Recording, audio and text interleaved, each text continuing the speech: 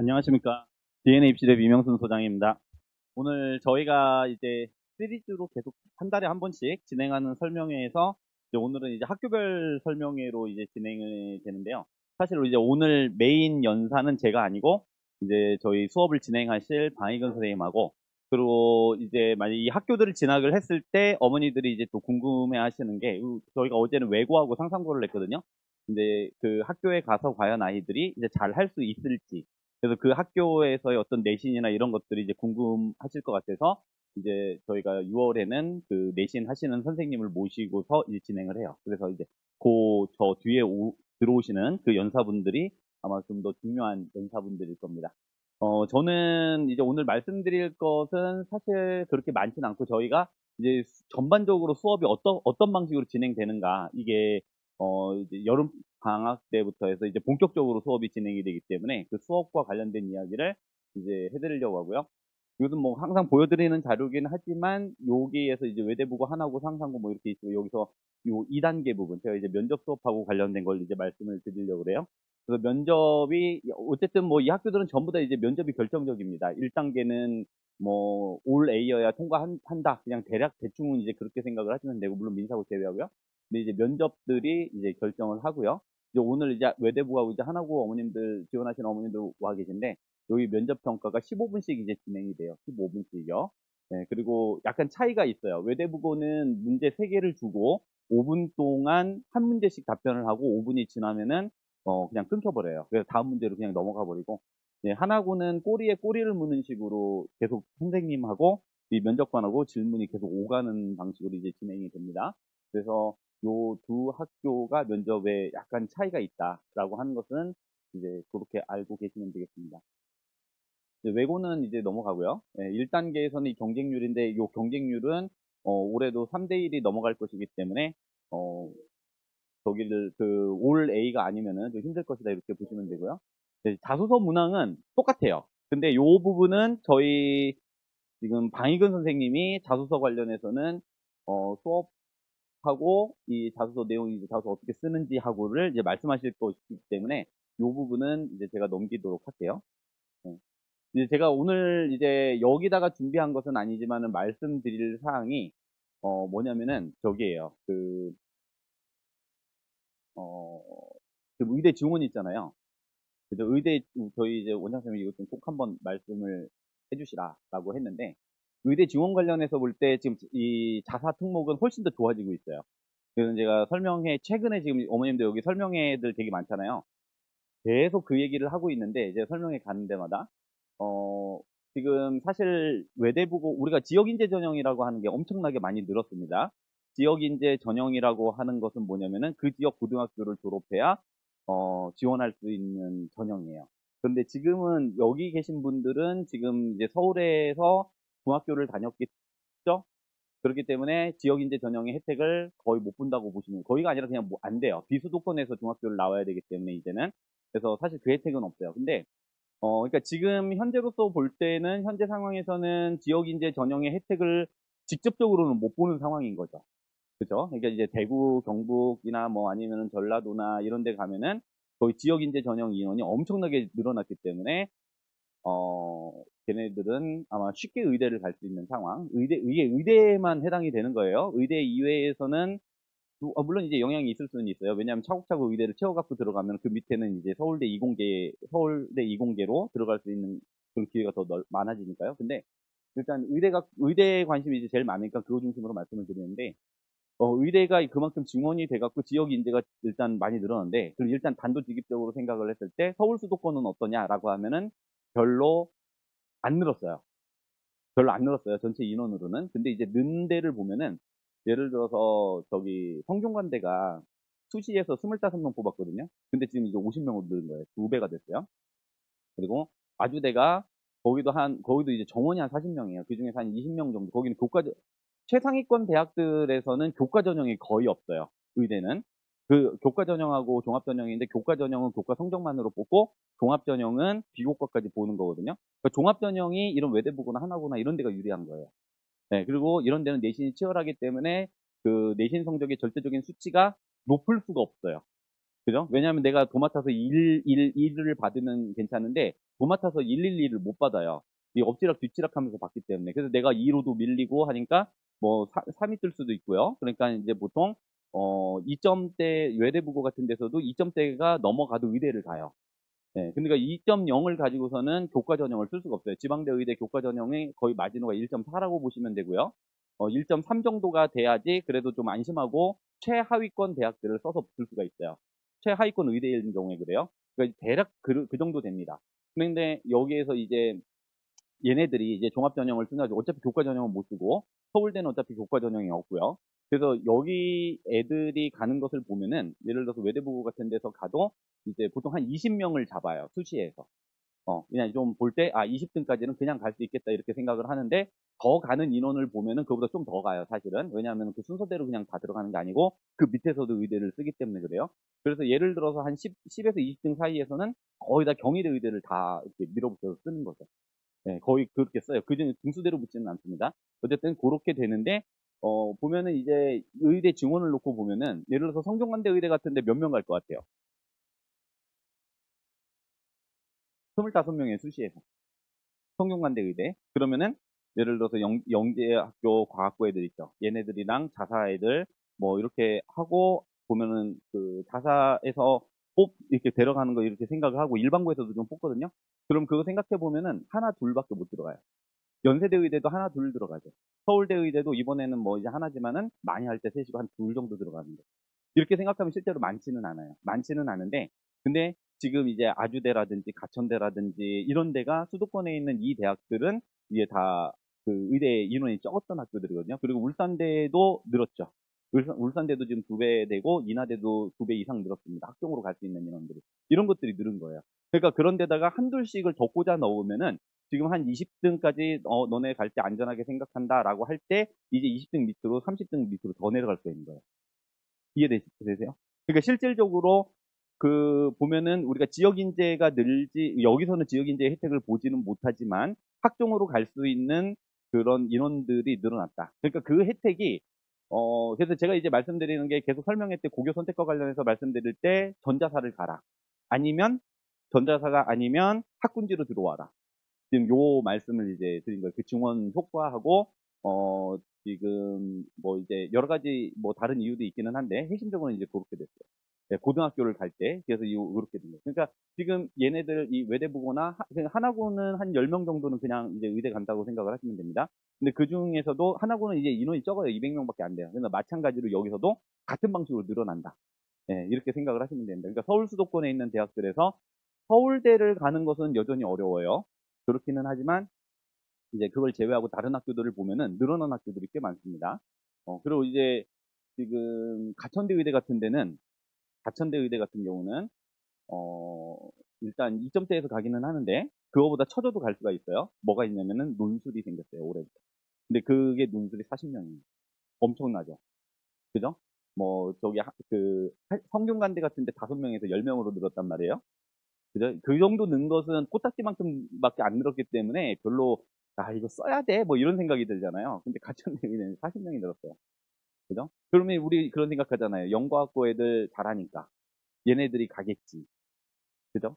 그런 생각을 하지만 사실 이제 거기를 논술로 쓰는 친구들은 최상위권 애들이 그렇게 논술로 쓰지는 않아요.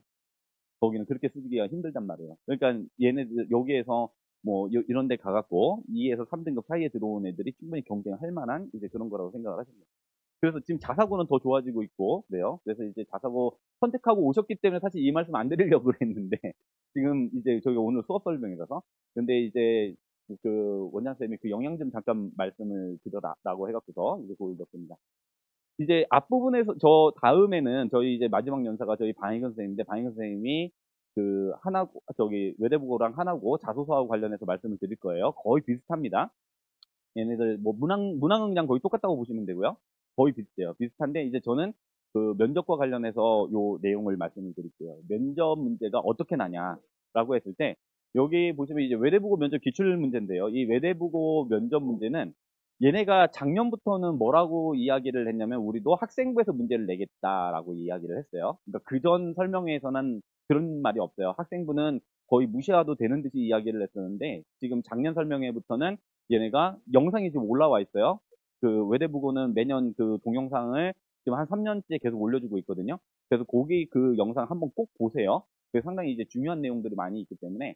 그래서 이제 그 외대부고에서 그런 이야기를 하면서 학생부를 보겠다라고 했으니까 지금 어머니들께서는 근데 학생부를 중학교에서는 관리하기가 힘든데 어쨌든 할 수 있는 부분들은 최대한 해서 넣어라 라고 이제 말씀을 드리고요.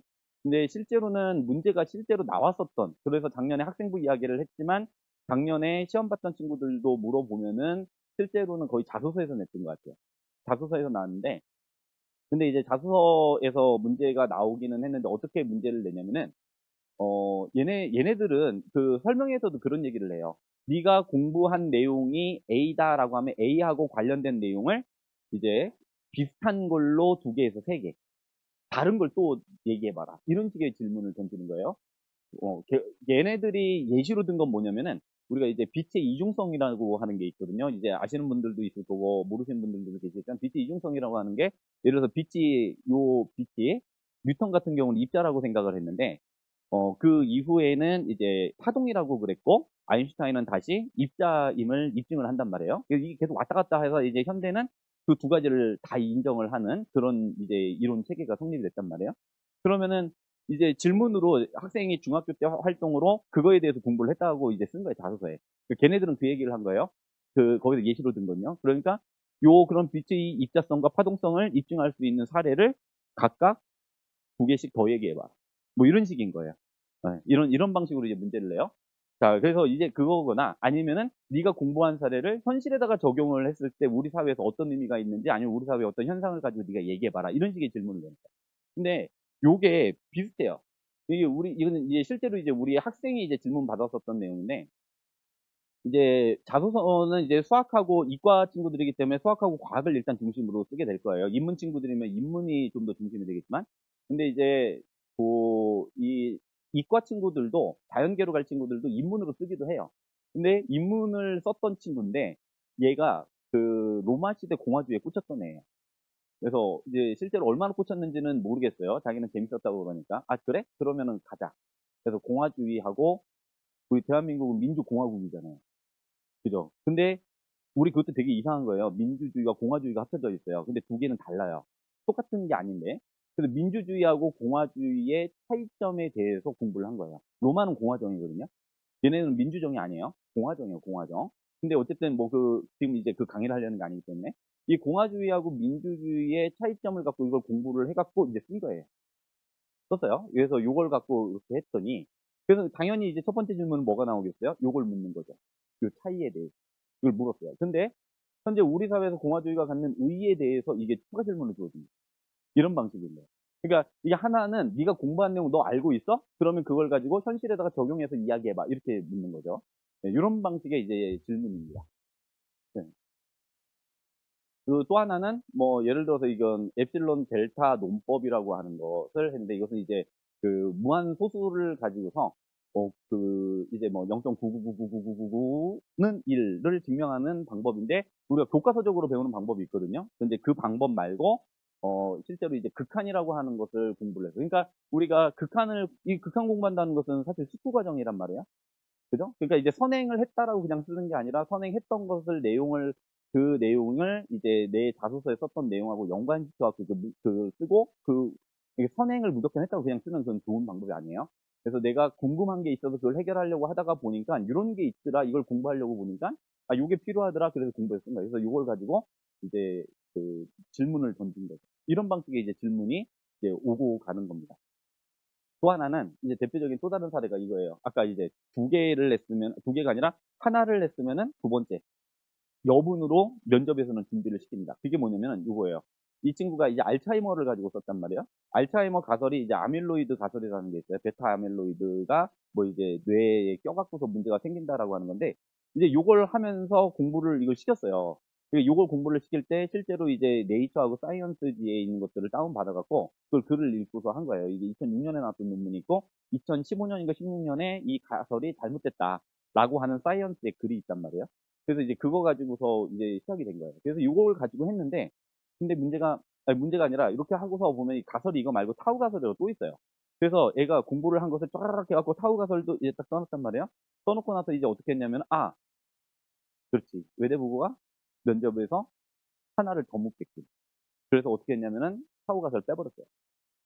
그러니까 추가 질문 뭐 나왔겠어요? 너 아밀로이드 가설 설명해봐? 해놓고서 다른 가설 또 설명해봐? 이렇게 묻는 거예요. 네, 이런 식으로 이제 면접 문제를 이제 만들어서 이건 이제 유도가 된 거죠. 그래서 이런 식으로 이제 답변하는 거예요. 근데 많이들 그래요. 이런 식으로. 왜냐면은 애들이 자소서에 있는 것들은 딸딸딸딸 외우든 공부를 충분히 해갖고 제가 이제 답변을 할 수 있으니까 그러면 이제 변칙적으로 뭔가 하나씩 더 묻는다거나 하면은 이제 그런 거에 대한 답변을 할 수 있느냐로 아이가 실제로 공부를 이제 제대로 했느냐 안 했느냐를 평가할 수 있는 거죠. 이런 방식의 이제 저희가 면접을 이제 준비를 시켜요. 공부해서 이 자소서를 쓰는 과정도 그렇고 면접을 하는 과정도 그렇고 전부 다 이제 공부하는 과정입니다. 마찬가지예요. 이것은 이제 하나고인데요. 하나고는 약간 면접 문제가 여기랑 다른 게 외대부고는 거의 다 저기에서 내거든요. 자기소개서에서. 그러니까 학생부에서 냈다는 얘기를 보고로 들어본 적이 없어요. 그 면접 갔던 친구들한테는. 근데 하나고는 서류 2단계 서류 평가가 20점이 따로 있어요. 따로 있을 뿐만 아니라 면접 문제로도 보면은 보통 자소서 2, 생기부 1의 비율로 3문제가 나오면은 큰 문제로 이제 3개가 나오면은 자소서에서 2, 생기부에서 하나씩 내는데 갔었던 친구들 중에는 생기부에서 2, 자소서에서 하나를 받은 친구들도 있어요. 그러니까 하나고를 쓰시는 어머니들은 하나고 그 면접을 준비를 할 때는 어떻게 해야 된다?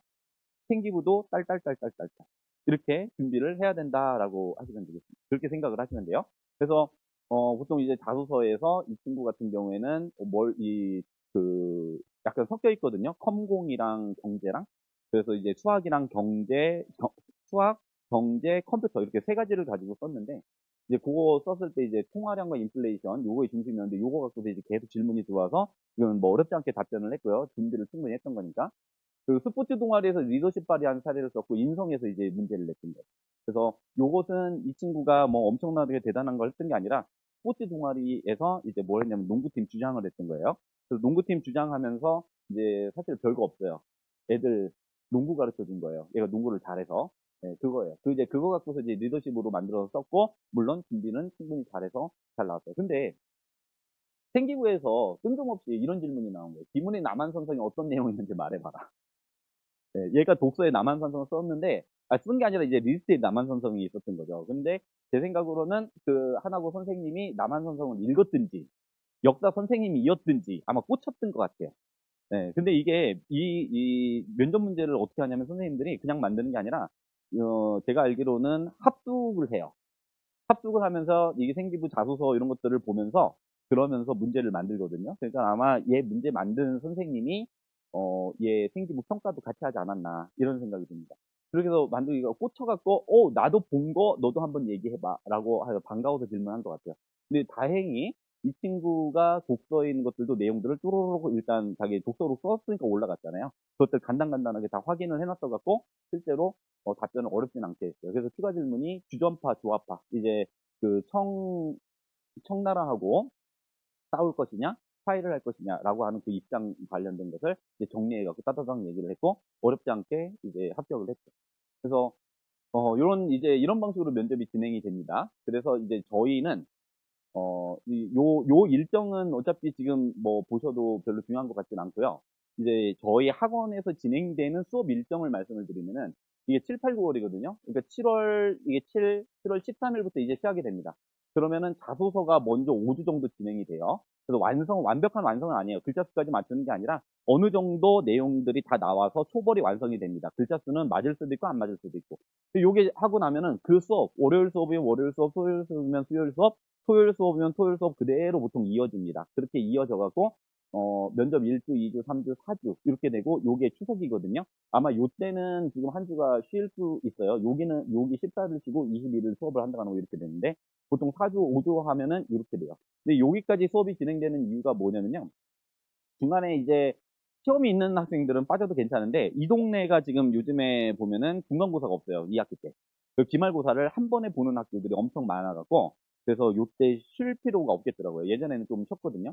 근데 이제 쉬지 않고 그냥 쭉 가도 될 것 같아요. 그리고 만약에 이때 빠지면은 이제 뭘 하냐면은 10월 달에 보충을 하든 뭔가 이 중간고사 있어서 빠진 친구들은 10월 달에 뭐 이제 한두 번 보충을 좀 해갖고서 나머지를 이제 채우는 거죠. 그래서 이때 면접이 이루어지는데 저 면접을 이제 어떻게 하냐면은 이렇게 해요.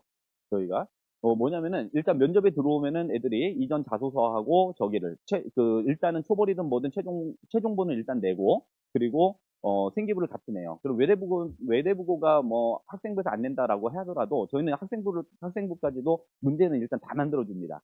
이게 어떻게 될지 모르기 때문에 문제를 만들어요. 그래서 자기주도 학습 영역에서 자소서 기반, 학생부 기반, 그리고 지원 동기와 활동 계획에서 자소서 기반, 학생부 기반, 인성에서 자소서 기반, 학생부 기반, 그리고 공통 문항. 이것은 학교 상관없이 그리고 학생 상관없이 누구에게나 그냥 막 던질 수 있는 질문이거든요. 애들이 요거 되게 어려워요, 근데. 그래서 요거 이렇게 해서 진행을 하면은 여기가 지금 한 10개 되는데 10개에서 15개까지도 나오고요. 요렇게 문제를 쭉 만들면은 거의 한 60개? 50에서 60개는 기본이고, 많으면 80개까지도 나오는데, 요것들을 만들어서 아이들한테 파일로 넘겨줘요. 파일로 넘기면은 어떻게 하냐면은, 아이들은 아까 면접 1주차, 2주차, 3주차 있잖아요. 와갖고 요거 답 달고 해서 자기가 면접에서 답변할 수 있도록 답변을 달도록 하는 거예요. 예를 들어서 수업이 어떻게 되냐면은, 6명이 오면은, 예를 들어서 6명이 한 반인데, 그러면 선생님이 다른 방에 있을 수도 있고 같은 방에 있을 수도 있어요, 교실에. 그럼 이제 한 명씩 부르는 거죠. 한 명씩 불러서 앞에다 앉히고 너 얘기해봐. 그러고서 이제 어떤 식으로 답변해 알려주고 또 2번 넘어가 3번 넘어가 이런 식으로 한 15분 정도 이제 진행이 되죠. 그러면 한 바퀴 15분씩 해서 쭉 돌아요. 그럼 나머지는 뭐 하고 있냐? 이때 한 친구들은 이걸 계속 답변을 다는 거예요. 자기 자소서를 썼기 때문에 일단 자기가 달 수 있거든요. 이 문제를 가지고 뚜루루룩 달아요. 그렇게 달고 그러고 나서 돌면서 답변하는 방법에 대해서 배우고 아이가 공부가 미진한 건 알려줄 수도 있고요. 그래서 그 15분 동안에 이 면접을 하면서 가르쳐 주죠. 학생들한테 답변하는 거. 그래서 이게 보통 한 2바퀴를 이렇게 돌리게 됩니다.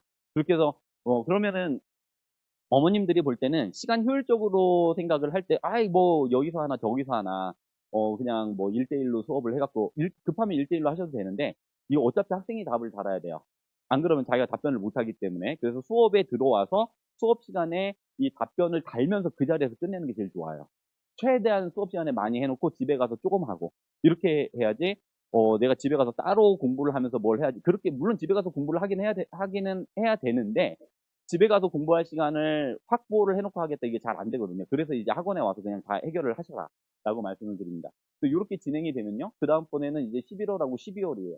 네, 왜냐면은 10월에는 수업이 잘 없어요. 왜냐면 이제 11월 초에 2일 날 보통 시험이 다 끝나거든요.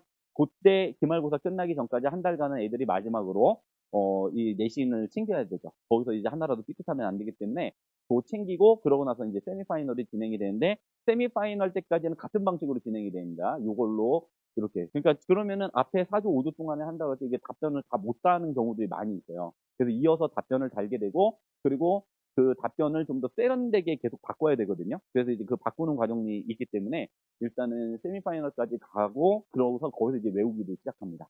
그래서 그렇게 진행이 되면은 이제 마지막에 12월이 되면은 12월에는 그 파이널 이제 실전 파이널이라고 해서 이때 이제 12월 초부터 이제 진행이 됩니다. 지금은 원서가 12월 외고 같은 경우 6일에 끝나고 외대부고가 11일인가 요때 지금 원서 마감이에요. 원서 쓰는 게. 그러니까 요때부터 시작을 해갖고 외대부고나 이런 데는 이제 한 주 늦게 이제 시작을 할 수도 있죠. 그러니까 시험이 아마도 20일, 22, 23이니까 요때 시작이 이때 볼 것 같아요. 이때. 지금 시험 날짜 같은 건 안 나왔는데 대략 요쯤에 볼 것 같아요. 외대부고 하나고는. 그러면은 이제 여기에서 3주 정도는 뭘 하냐면 실전 모의를 하게 되고 실전 모의는 면접실에 한 명씩 들어와요. 그러니까 선생님 한 명에 그 학생 한 명이 들어와 갖고 이제 15분씩 면접으로 실전으로 이제 진행이 되고 저희가 평가지를 써서 주고 이렇게 돼요. 그러니까 한 번 3시간 정도 되는데 거기서 이제 면접지를 3번을 돌게 되고 선생님이 이제 다 다르거든요. 그러니까 다른 선생님들이 들어오면서 뭘 하냐면 아이들이 자기 가르친 선생님하고 할 때는요 되게 편하게 면접을 해요. 근데 그렇게 면접 연습하는 건 별로 좋지가 않죠. 적응력이 떨어지죠. 그죠? 애들이 엄청 떨기 때문에 선생님들은 계속 이제 저희 그 가수소 들어가는 선생님 그냥 다 들어오세요. 그래갖고서 계속 돌려요. 그러다 보면은 이제 다른 선생님하고 진행을 하고 그 다른 선생님이 보면은 또 이제 보는 관점이 좀 다른 부분도 이제 체킹을 저희가 할 수가 있죠. 이제 그런 방식으로 수업이 진행이 돼서 세미파이널 하고 이어서 요 실전 파이널까지 가게 되면은 이제 아이가 거기서 상당히 이제 완성이 된다. 이렇게 생각을 하시면 되고요. 아까 이 면접 문제지 같은 경우는 그 면접 문제지는 학생들이 저희 이제 면접 수업을 정규 수업을 들은 친구들은 이건 다 만들어줘요. 그러니까 정규 수업 4회, 5회를 등록을 할 때는 이걸 다 만들어주고요. 그런데 실전 파이널에 왔을 때도 문제지가 필요하단 말이에요. 근데 이제 그때는 그냥 이걸 유료로 따로 신청해서 문제를 만들어야 돼요. 이거 만드는데 시간이 꽤 오래 걸려요. 선생님들이 생기부 자소서를 다 읽어가면서 만들어야 되기 때문에. 그래서 그때는 이 정규 수업 들은 애들은 만들어주고 나중에 그 실전 파이널만 마지막에 들어오는 친구들은 지금 유료로 따로 신청을 하셔야 된다. 여기까지 말씀을 드릴 수 있을 것 같아요. 이제 저희 수업 진행은 이렇게 진행이 되니까 이거 참고를 하시고요. 이제 사실은 지금은 가장 현안이 될 것은 이제 자소서이기 때문에 여름방학 때는 자소서를 빨리 시작을 하셔서 일단 끝내놔야 요 순서대로 이렇게 넘어갈 수가 있어요. 나중에 요게 늦어지면은 공부를 하면서 뭐 자소서를 쓰고 해야 되는데 나중에 엄청 급해집니다. 자, 저는 이제 여기서 마치도록 하고요. 저희 DNA 입시랩 그 밴드, 네이버 밴드거든요. 여기 들어오시면은 저희 입시 정보 계속 얻으실 수 있을 겁니다. 저는 여기서 일단 마치도록 하겠습니다. 안녕하십니까. 다원교육에서 그 자사고 전담으로 하고 있는 과학 강사 최무결입니다. 뭐 저는 지금 다원에서 이 외대부고, 국일고, 그리고 지금 중동고 이렇게 3개 자사고 수업하고 있고요. 전에는 강남대성 대종반에서 수업을 했었고, 일단 먼저 2028년도 대입 개편 다들 관심 많으셔가지고 많이 아시겠지만 그 과학 관점에서 좀 제가 다시 한번 양념을 곁들여서 말씀드릴게요. 28 대입 개편안의 가장 중요한 쟁점이 이제 과탐에서 원과목, 투과목이 수능으로 보지 않는다는 거죠. 그래서 통합과학만 가지고서 오직 평가를 하는 거고, 이건 거의 확정이죠. 확정이고, 정확한 교과서는 이제 3월달, 그러니까 내년으로 넘어가 봐야 이제 개정 교과서가 나오면서 어느 정도 수준의 내용을 가르치겠다라는 게 나오겠지만, 일단 통합과학만 오늘 말씀을 드릴게요. 뭐 지금 생명과학이랑 뭐 화학, 뭐 물리 이거 설명드리는 게 사실은 의미가 없을 것 같고, 지금 예비고1 학부모님들이시잖아요. 통합과학은 단원이 크게 변하지 않습니다. 맨 앞 단원에 조금 내용이 추가되는 거 빼고는 그냥 현행 통합과학이랑 거의 동일한 단원 구성과 내용을 갖는다고 보면 되고요. 관건은 이거죠. 예비 시행이 시작돼서 수능의 통합과학이 어떻게 나오는지 그 문제가 나와야 돼요. 그 문제가 나와야 우리가 통합과학을 3년 동안 어떤 정도의 수준으로 뭐 사교육을 받을지 이런 것도 이제 결정을 할 수가 있겠죠. 근데 이제 당장은 내신 통합과학에 대해서 좀 말씀을 드리면 뭐 저는 이제 외대부고 기준으로 좀 설명을 드릴 텐데 어차피 자사고 통합과학이 거의 비슷하긴 합니다. 일단 통합과학 자체가요 물화생지 원투 과목이 다 섞여 있다 보니까 학생들이 처음에 이게 뭐 중학교 때 하던 과학이랑 거의 다를 게 없구나 하면서 이제 도입을 하죠. 근데 보통 이제 중3 여름방학 때부터 이제 선행을 시작을 하잖아요. 아무래도 이제 국어, 영어, 수학에 좀 밀리는 감이 있어가지고 뭐 늦게는 겨울방학 때부터 시작을 하는 친구들도 있고 아예 선행 안 하고 그냥 바로 1학년 때부터 정규반 때 하는 친구들도 있는데 제가 드리고 싶은 말씀은 일단 통합과학 자체가 내신 반영 비율이 되게 높아요. 그래서 1학년 때 외대부고 기준인데요.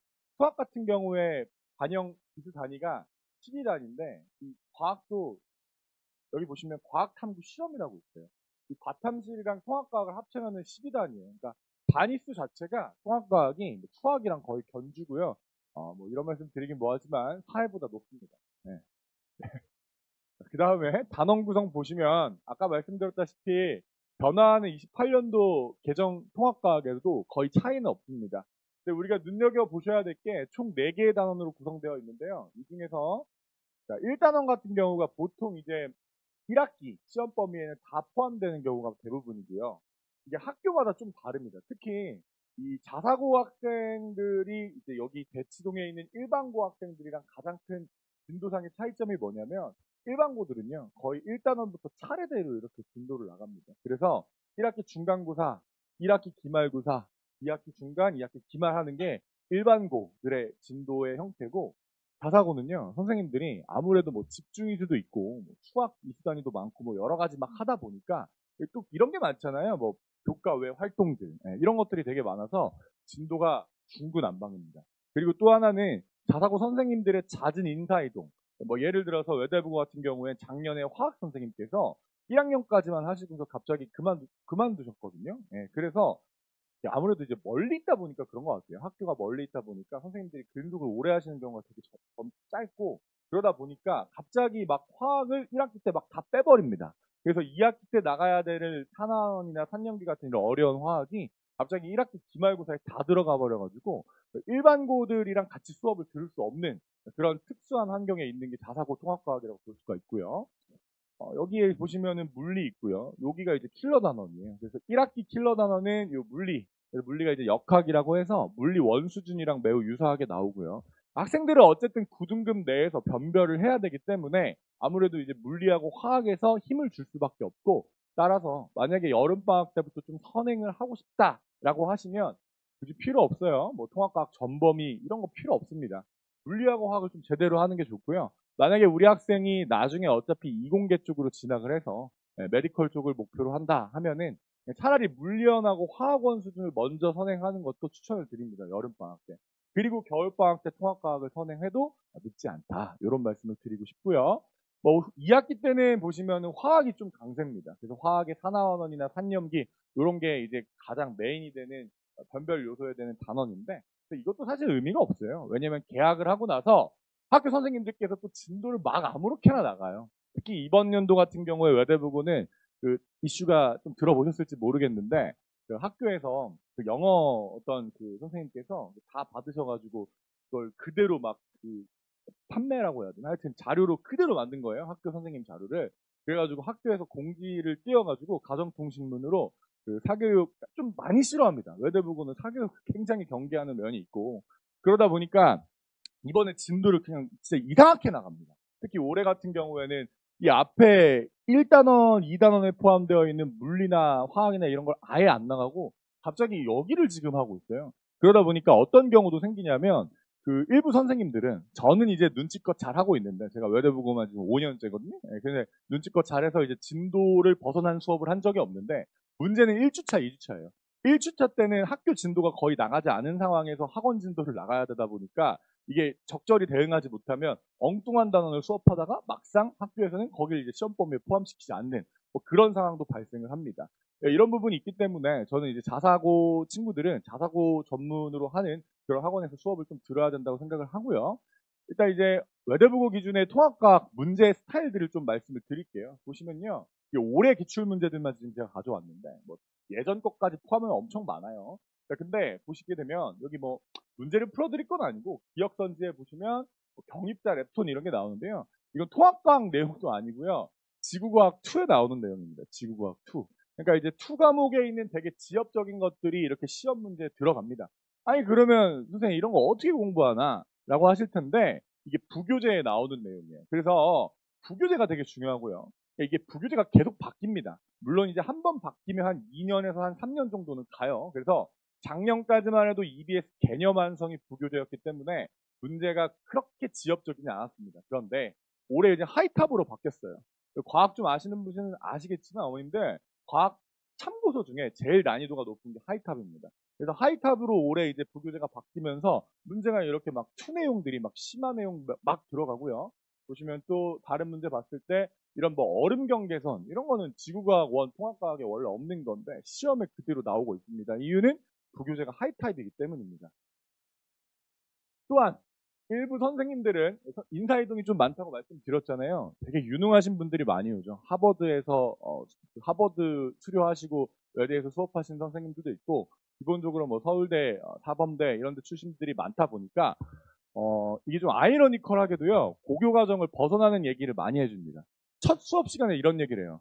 니네들 다 알지? 이제부터 나는 그냥 대학교 일반 생물학 수업할 거야. 이런 식으로 수업을 진행하기 때문에 이게 대학교에 나오는 거거든요. 생화학 파트에서. 근데 이거를 그대로 수업을 하고, 물론 문제가 막 대학교 수준으로 어렵게 나오진 않는데 적어도 수업 때 들었던 내용의 가장 중요한 핵심 키워드들은 선지에다 이렇게 집어 넣습니다.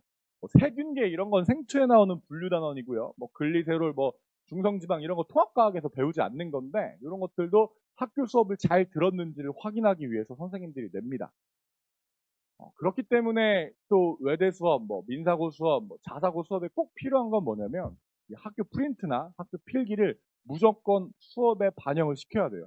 이게 안 되고 그냥 일반적인, 대표적으로 인강 있잖아요. 인강, 뭐 메가 뭐 이런 데 유명한 인강 강사들 수업 들으면 전혀 내신에 도움이 되지 않습니다. 물론 한 4등급 정도까지는 맞을 수 있겠죠. 근데 최상위권 2등급 이상으로 가려면 학교 선생님께서 하신 이런 교과의 내용들, 뭐 대학교 내용들, 뭐 투 내용들 이런 것들까지도 좀 커버를 해야 됩니다. 근데 또 그 막상 그걸 뭐 자세하게 들어가자고 하면 못하죠. 뭐 우리 학원 뭐 계속 다니는 것도 아니고 딱 그 선생님들의 출제 경향과 스타일을 파악해서 나올 수 있는 정도 수준까지 효율적으로 컨텐츠를 만들어내고 그걸 강의하고 학생들이 소화할 수 있는 정도의 그런 자료들을 공급해 주는 게 가장 중요한 겁니다. 그래서 뭐 컨텐츠 같은 경우에 저는 이제 진도 외에도 지금 보시면 정규반 때 이렇게 총 6개, 뭐 많게는 추가될 때도 있어요. 물리하고 화학 필러 종결이라고. 그래서 이렇게 많은 컨텐츠들을 제공을 하고 있고요. 뭐 지금 설명회가 제 강의에 대한 설명회가 아니기 때문에 이건 넘어가도록 하겠습니다. 그리고 이제 고난도 킬러 문항은 보시다시피 물리하고 화학에서 나오는데 외대부고 기출문제들이에요. 보시면은 요거 딱 봐도 그냥 문제 길이부터 남다르잖아요. 네. 그래서 물리의 고난도 문항이고 화학의 한염기 파트에서 원래는 절대 이제 2에 대해서 나오면 안 되는데 일반적인 1가 산이랑 1가 염기만 내야 되는데 막 2가도 내고 뭐 이런 식으로 좀 선을 넘는 문제들이 있다. 통합과학 선을요. 왜냐면 이렇게 안 하면 우리 우수한 자사고 친구들이 평가가 안 되는 거죠. 상대 평가가. 그리고 보통 패턴을 말씀드리잖아요. 이거는 제가 말씀으로 드릴게요. 1학기 중간고사는 쉽게 나옵니다. 그래서 1학기 중간고사는 긴장을 좀 완화시킨 다음에 1학기 기말고사 때 물리 파트로 뒤통수를 확 세게 때리고요. 그 다음에 2학기부터는 시험이 어려워져요. 요 패턴이라서 1학기 중간고사 때 시험 쉬었다고 해가지고 방심한 다음에 에이 뭐야 혼자 해도 되겠네 이렇게 해가지고 1학기 기말고사 때부터 말리는 경우를 상당히 많이 보고 있습니다. 특히 통합과학은요. 그리고 이제 보시면 이것도 부교재 하이탑에 나오는 문제인데 그대로 자료 사용하고요. 현지 난이도만 보면 하이탑이기 때문에 생투 내용이 좀 들어가요. 통합과학 하이탑이지만.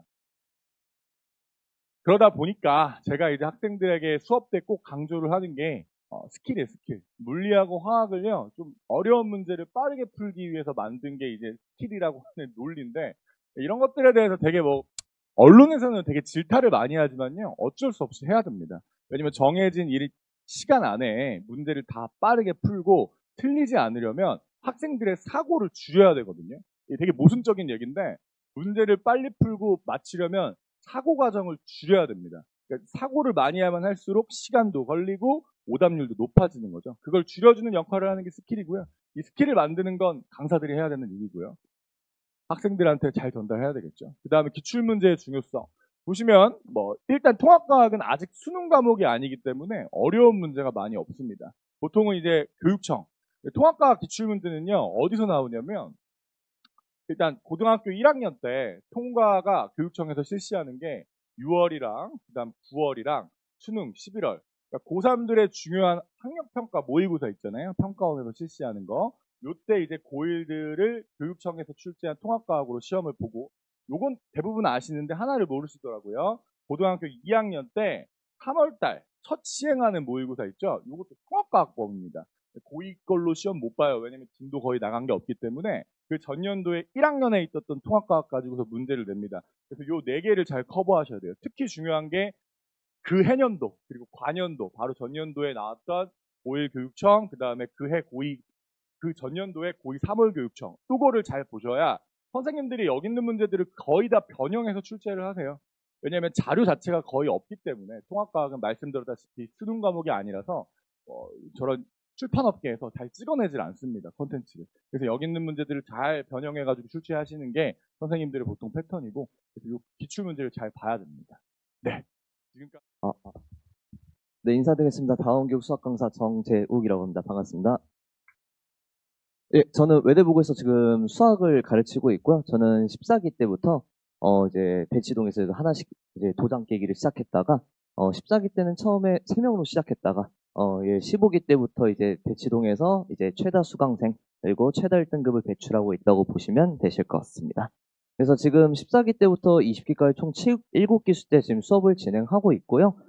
그리고 이제 저 같은 경우는 이제 매 기수마다 학교에서 이제 절반 이상의 1등급을 항상 배출해 오고 있고, 이제 작년 같은 경우는 이제 지금 현재 3학년이 18기입니다. 그 지금 이제 예비 이제 1학년 같은 경우가 이제 21기가 되는데, 이제 작년 18기 학생들 중에서도 수원수투도 그렇고 미적분도 이제 전교 1등도 저희 반에서 배출이 되고 지금 열심히 공부하고 있다 보시면 되실 것 같습니다. 그래서 뭐 제 소개는 간단하게 하고요. 이제 학교 커리큘럼 통해 가지고 아마 이제 내년 이제 예비 고1 이제 21기의 이제 커리큘럼까지 조금 알아보도록 할 건데요. 예, 첫 번째 지금 현재 커리큘럼입니다. 그래서 일단은 제가 써둔 거는 일단 자연계 기준입니다. 예, 잠깐 피하겠습니다. 그래서 뭐 아무래도 지금은 현재 교육과정이다 보니까 조금은 이제 좀 참고하실 수 있도록 여기다 좀 써두긴 했는데요. 1학년 때는 솔직히 다를 건 없습니다. 근데 이제 차이점이 있는 게 뭐가 있냐면은 2학년 1학기 때죠. 그래서 일반적으로 대치동에 있는 학교 같은 경우는 보통 수원이나 확통 아니면 수원 기아 이런 식으로 들어가는데 외대부고는 수원 수투가 동시에 진행됩니다. 네, 그리고 이제 딴 과목들도 이제 과학 같은 것도 좀 많이 들어오다 보니까 학생들이 많이 힘들어하는 시기가 되는데, 그리고 이제 또 차이점이 있다고 하면 1학기 때 수투를 하다 보니까 대치동 수업이 좀 어울리진 않습니다. 그래서 보통 이제 대치동의 수학2 수업 같은 경우, 지금 뭐 미적분이죠. 이제 2학년 2학기를 준비하는 과정으로서 수업이 진행되는데, 외대부고는 한 학기가 빨라요. 그래서 일반고랑 같이 듣게 되면 밀릴 수밖에 없습니다. 예, 그리고 이제 2학년 2학기 때는 이제 수투 다음에 바로 미적분이 들어가고, 이게 확률 통계랑 이제 기하 같은 경우는, 지금 3학년 같은 경우는 기하가 일로 왔었고, 확통이 일로 갔었습니다. 그래서 지금 3학년 친구들은 아직도 확통 내신 준비를 하고 있는데, 지금 2학년, 그러니까 19기랑 20기 같은 경우는 다시 순서가 바뀌었습니다. 근데, 학교 커리큘럼에서 이거에서 이제 좀 예측을 해볼 수 있는 게 뭐가 있냐면, 일단 18기 통해서 이게 다시 한번 또 바뀐 이유가, 학생들이 3학년 1학기 되면은 내신이 어느 정도 완성이 돼요. 끝났습니다, 거의. 그러다 보니까 솔직히 이제 내신이 3점대 내에 안 들어오면은 이제 보통 이제 외대부고 학생들 같은 경우 이제 꿈이 높죠. 그러다 보니까 보통 이제 메디컬 계열, 이제 의학 계열이나 아니면 약대 뭐 이쪽 아니면은 서울대, 공대 이쪽을 바라보고 공부합니다. 학교에서도요. 이제 웬만해서는 좀 슬프긴 하지만은 연대랑 고대 같은 경우는 수식 안 씁니다. 왜 안 쓰냐면은 학생들 자체가 2학년 때 내신이 웬만하면 다 끝나게 구성이 돼요. 외대부고에서는. 그러다 보니까 학생들이 이제 2학년, 3학년 넘어갈 때는 이미 미적분 내신이 완성된 상태다 보니까 일반고 학생들보다 거의 반 학기는 앞서서 나간다고 보시면 되실 것 같아요. 그래서 제가 가르쳤던 학생들 중에서도요. 15기 친구 중에서 수학은 정말 잘했는데 딴 과목이 무너진 친구가 있었어요. 그래서 그 친구가 내신이 4.8이었는데 걔가 서울대 의대 갔습니다. 수능에서 전과목 만점 받았어요. 그런 친구도 있고 16기 학생들 중에서는요. 내신이 제 이제 학생 중에서 내신이 3.2인가 그랬었어요. 그러면 이제 보통 외대부고에서 서울대 공대 라인이라 부르는 게 3.0이 약간 마지노선을 부릅니다. 그리고 2점대 초중반 하면은 이제 의대 계열 이렇게 부르고 1점대 나오면은 이제 메이저 의대다. 약간 이렇게 보게 되는데 이게 그 친구 같은 경우는 이제 수시를 아예 안 쓰고 정시로 이제 들어갔었습니다. 그러다 보니까 얘가 수능에서 이제 3개인가 틀려가지고 고대 의대를 들어간 친구도 있고 그러다 보니까 학생들이 웬만해서는 이제 내신이 완벽하게 이제 정리가 됐을 때 순위가 정해졌을 때 3학년 1학기 때는 보통 내신 공부를 안 해요. 그러다 보니까 반에서도 이제 보통 35명 정도 이렇게 수업을 듣게 되는데 한 2명 빼고 수업을 안 듣게 되는 겁니다. 그래가지고 확통을 다시 내렸습니다. 그래서 2학년 때까지는 웬만해서 학교에서 이제 등수를 잘 안 알려줍니다. 그래서 끝까지 공부할 수 있도록 이렇게 구성을 해주고 3학년 때 이제 절대평가 이렇게 구성을 했었다고 보시면 되실 것 같아요. 그래서 제가 봤을 때 이제 21기죠. 그래서 약간 이런 식으로 구성되지 않을까 생각을 하고 있습니다. 그래서 뭐 당연히 1학년 때는 별 차이는 없습니다. 그리고 2학년 학기 때 당연히 대수가 먼저 들어오는 게 맞고 그리고 이제 제가 생각했을 때 이 방법 아니면 한 가지 더 뭐가 있을 거냐면 이거랑 좀 바꿔가면서 확률과 통계를 1년으로 가져갈 수도 있긴 하지만은 제가 봤을 때 외대에서 조금 이제 정시 쪽으로도 학생들을 좀 강하게 키우려면은 똑같이 대수랑 미적분이 같이 들어가지 않을까 생각은 듭니다. 그리고 이게 뭐 다른 안이라고 하면은 이제 확률과 통계를 1년 과정으로 가져갈 때도 있어요. 그래서 확률과 통계, 미적분원을 이쪽으로 빼고 이 친구를 뒤로 다시 밀어내는 방법도 있긴 할 건데 그러면 진로 선택에 대해서 선택이 너무 적다 보니까 이제 뭐 딴 과목들도 많이 하깁니다. 그래서 앞서서 보셨을 때 이게 선형대 수학이랑 이런 것들도 이제 학교에서 티를 내려고 이런 과목들도 들어가다 보니까 단순하게 미적분을 이쪽으로 넘기기에는 조금 외대부고로서 좀 아쉽지 않을까 이런 생각이 들어서 약간 이런 식으로 구성되지 않을까 생각은 듭니다. 예, 그래서 뭐 제가 이제 일단은 뭐 시험이랑 그리고 이제 제가 어머님들께 좀 만약에 이제 외대 보고 나중에 합격했을 때도 마찬가지고 권하고 싶은 이제 선행학습 그런 거에서 안내 드리고 마무리하도록 하겠습니다. 예, 그래서 일단은 외대보고 같은 경우는 시험이 특별해요. 그래서 이게 작년부터 바뀌었습니다. 그래서 어떤 일이 있었냐면요. 학교에서 경기도교육청 이제 평가하시는 분께서 오셨어요. 그래서 아무래도 외대보고 같은 경우는 경기도에 있다 보니까 경기도 교육청에 이제 경기도 교육청 산하에서 대학을 잘 간 학교 중에 하나잖아요. 그러다 보니까 조금 약간 이제 좀 학교에서 평가를 하러 왔었는데 원래 외대보고 시험이 객관식 50%, 주관식 50% 이렇게 됐었습니다. 근데 이제 교육청에서 이야기 나온 게 뭐가 있냐면 외대보고면은 좀 서술형 같은 게 있어야 되지 않냐, 논술형이 있어야 되지 않겠냐 이런 얘기를 했었습니다. 그래서 그때부터 바로 이제 중간고사 때부터 바로 반영이 돼가지고 이제 모든 문제가 객관식 들어가고 논술형이 하나가 들어갑니다. 그리고 이제 그 논술형 같은 경우는 어떤 것도 나오냐면요. 이제 이제 문제풀이를 시킵니다. 그리고 이제 마지막에 위 사실을 바탕으로 알아낸 사실을 서술하시오. 이런 식으로 좀 이제 자유 형식으로 쓰게도 만듭니다. 그래서 거기서 감점도 좀 매기긴 하더라고요. 그래서 이게 이번에 이제 바뀌면서 객관식이 많아졌고 대신에 서술형이 들어갔다. 이렇게 보시면 되시는데 어머님들께서도 아실 거예요. 이게 객관식이 많아지면 평균이 높아지겠죠.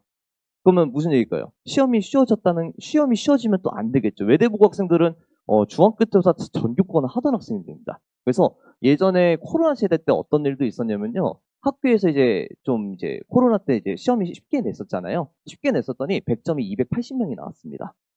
예, 그런 일도 많이 생겨요. 그리고 시험이 그 코로나 세대 말고도 이게 조금이라도 무난하게 되면은 100점에 60명을 그냥 돌파합니다. 60명이면 1, 2, 3등급이 사라지는 거예요. 근데 외대에서 그러면 안 되잖아요. 그러다 보니까 이게 객관식이 늘어났다고 이게 좋아할 게 아니라 시험 난이도가 많이 올라갔습니다. 그만큼. 그래서 객관식 수가 많이 올라가가지고 난이도가 많이 올라갔다 보시면 되실 것 같고 서술형 같은 경우는 한 문제에 보통 10점 정도 합니다. 그리고 이 부분에 대해서도 이제 뭐 1학년 때는 막 크게 변별을 주지 않는데 2학년 때는 거의 서술할 수 없는 식으로도 많이 냅니다. 그래서 서술형이 많이 강조되고 있다. 이렇게 보시면 되실 것 같고요. 예, 두 번째로는 학교 부교재랑 이제 학교 부교재 시험에 어떻게 반영되는지 그런 것들에서 말씀드리면요. 뭐 아무래도 2학년 수학 같은 경우 아직은 좀 미래기다 보니까 1학년 수학에서만 먼저 말씀드리면요. 아무래도 이게 1학년 1학기 첫 중간고사 때는 학교 부교재가 이제 프린트로 나옵니다. 프린트. 이제 시중 문제집은 별로 안 쓰고 쓸 때도 있긴 했지만 요즘엔 프린트 이제 문제를 선별해 두신 걸로 그렇게 진행이 되는데 첫 중간고사 때는 많이 나와요. 그래서 학교 부교재를 많이 탑니다. 근데 이제 문제가 되는 거는 이제 그때 이제 학교에서 이제 어떤 평가를 하냐면요. 학생들을 그냥 약간 간 본다고 생각하시면 되실 것 같아요. 그래서 중간고사 때는 변별력이 크게 같진 않습니다. 그래서 학교에서도 평균이 70점대 후반까지 나올 때도 있고, 그리고 이제 뭐 90점 이상인 친구들이 한 30명, 40명 이렇게까지는 보통 유지를 시킵니다. 그래서 학교 부교재가 좀 많이 반영이 되는데 이때 조심하셔야 될 게 기말고사 때는 그 반대가 됩니다. 그래서 아무래도 학교에서 부교재를 이제 변형해서 출제를 하실 때도요, 단순하게 숫자 바꾸기보다 표현 같은 걸 또 많이 바꿔요. 그래서 그 문제가 가지고 있는 아이디어가 정말 중요합니다. 그래서 이 문제를 봤을 때, 이거는 이런 아이디어였지라는 걸 생각하는 게 정말 중요하고, 이게 한번 부교재에서 많이 반영됐다고 하면요, 그 다음 시험에서는 반영될 가능성이 거의 없습니다. 그래서 창작 가능성이 되게 많은데, 그런 창작 문제는요, 학교에서 10명도 못 맞춘 문제들도 꽤 많습니다. 그래서 외대보고 수학사님들 같은 경우는 대체적으로 문제를 모의고사 출판하신 분도 있고 하다 보니까 능력이 꽤 높으세요. 그래서 자작 문제가 꽤 많이 나옵니다. 그래서 한 번은 만약에 부교재가 많이 나왔다. 그러면 한 번은 비연계 문제가 엄청 많이 나올 겁니다. 그래서 지금 1학년 친구들도 중간고사 때는 부교재 반영률이 거의 90%에 달했었어요. 근데 이제 표현 같은 걸 적당히 바꾸셔가지고 뭐 90점 이상인 친구들 보통 30명 정도 뜨게 만들긴 해서 적당히 출제를 했었는데 기말고사 때는 선생님들께서 각오해라 이런 얘기를 하고서 작정하고 내신다고 보시면 되실 것 같습니다. 예, 그 이제 과목별 난이도인데요. 이게 과목별 난이도는 이게 아무래도 1학년 때는 국제 친구들, 인문 친구들, 자연 친구들 다 같이 시험을 보다 보니까 과하진 않습니다. 예, 근데 이제 문제가 되는 거는 과하지 않다라는 건 한두 문제에서 등급이 많이 갈려요. 그래서 보통 이제 중간 기말고사 합쳐가지고 2개 틀린 친구들이 1등급 받을 거고 3개 틀린 친구들 2등급, 4개 틀린 친구들 3등급 이런 식으로 한 문제 차이로 이렇게 따다닥 내려간다고 보시면 되실 것 같아요. 그래서 1학년 때는 아무래도 이제 변별력, 그러니까 난이도가 많이 높진 않지만은 이제 좀 학교 선생님 이제 맞춰가지고 학교 선생님에 맞춰가지고 이제 이런 것들 나올 수가 있다 이런 것 좀 예측하면서 이제 공부하게 되면 큰 문제는 없긴 합니다. 근데 이제 문제되는 건 아무래도 이게 수학만 시험 보는 게 아니고 학교에서 수행도 엄청 많고 하다 보니까 상대적으로 공부할 시간이 적어든다고 보시면 되실 것 같아요. 그리고 이제 외대 보고 가서 이제 가장 많이 등급이 갈리는 시기가 2학년 때입니다, 보통. 그리고 지금 제 반에도 지금 18기 친구들도 지금 아까 말씀드리겠지만 내신을 챙기는 친구들은 지금 남아있긴 한데 지금 3학년 친구들은 내신이 엄청 좋아요. 그래서 지금 3.0 하는 친구가 40등 합니다. 그리고 1점대도 많고 2점대 초래도 많아가지고 지금 그런 상태가 되는데 지금 저희 반에도 18기 친구들이 거의 1등부터 40등 사이에 거의 한 30명대 후반 그 정도 다 있다 보시면 되시는데 얘네들이 보통 이제 등급이 갈렸던 시기가 2학년이라 보시면 되실 것 같아요. 그래서 제일 이제 좀 악명이 높다 이렇게 표현한다고 치면은 지금 이제 새로운 교육 과정을 친다고 하면 미적분 1입니다. 그래서 미적분 1 같은 경우는요 전국에서 제로다 보시면 되실 것 같아요. 그래서 아까도 말씀드렸지만 21문제가 객관식이고 한 문제가 서술형이라고 말씀드렸잖아요. 학교 평균이 50점 나옵니다. 근데 그리고 제가 봤을 때도요. 이게 시험 문제를 봤을 때도 이걸 진짜 선생님께서 50분 내로 풀라냈다고? 약간 이런 생각이 들 정도입니다. 거꾸로 학교 선생님한테 줘도 50분 안에 못 풀 겁니다. 그 정도로 난이도가 엄청 높고요. 근데 난이도가 이게 일반고랑 약간 비교한다고 하면요. 일반고에서는 수능평가 문제들이 보통 숫자 바꿔서 많이 나오는 편이에요. 근데 외대부고는 자체 제작을 많이 하십니다. 그래서 비연계 문제가 2학년 때부터는 엄청 쏟아지는데 이 한 문제 한 문제가 거의 난이도로 친다고 하면 거의 수능 킬러급입니다. 그래서 이런 문제들이 이제 보통 미적분 1 같은 경우는 변별력 되는 문제가 5개, 6개가 등장해요. 그래서 속된 말로 맞출 수 있는 문제만 골라서 풀더라도 2등급은 나옵니다. 근데 학생들이 시험장에서 그 판단하는데 멘탈이 엄청나게 많이 흔들리는 편이라고 보시면 되실 것 같아요. 그래서 제가 어머님들께 조금 이제 외대보고를 나중에 입학하게 되거나 아니면 생각하고 계시면요. 무조건 미적분원을 하시게 해야 됩니다. 지금 지금 좀 이따가 말씀드리겠지만 대수보단 무조건 미적분원이라고 보시면 되실 것 같아요. 그리고 이게 미적분원 같은 경우에 나중에 수능까지 직결되잖아요. 그래서 미적분원만큼 지금 외대보고에선 중요한 과목이 없다라고 말씀드리면 될 것 같고요. 그리고 이게 단위수도 다릅니다. 그래서 미적분원은 지금 수학2로 비교가 될 텐데 얘는 4단위가 들어가고 얘는 3단위라 보시면 되실 것 같아요. 그래서 미적분원에서 학생들 사이의 실력 차이가 좀 많이 나가 보니까 아무래도 이제 미적분원이 가장 중요한 과목이다. 이렇게 생각하시면 되실 것 같고요. 그래서 작년에 18기 친구들 중에서도 수학2 전교 1등도 저희 반에서 나왔었는데 기말고사 1등한 친구가 최고점이 87점이었습니다.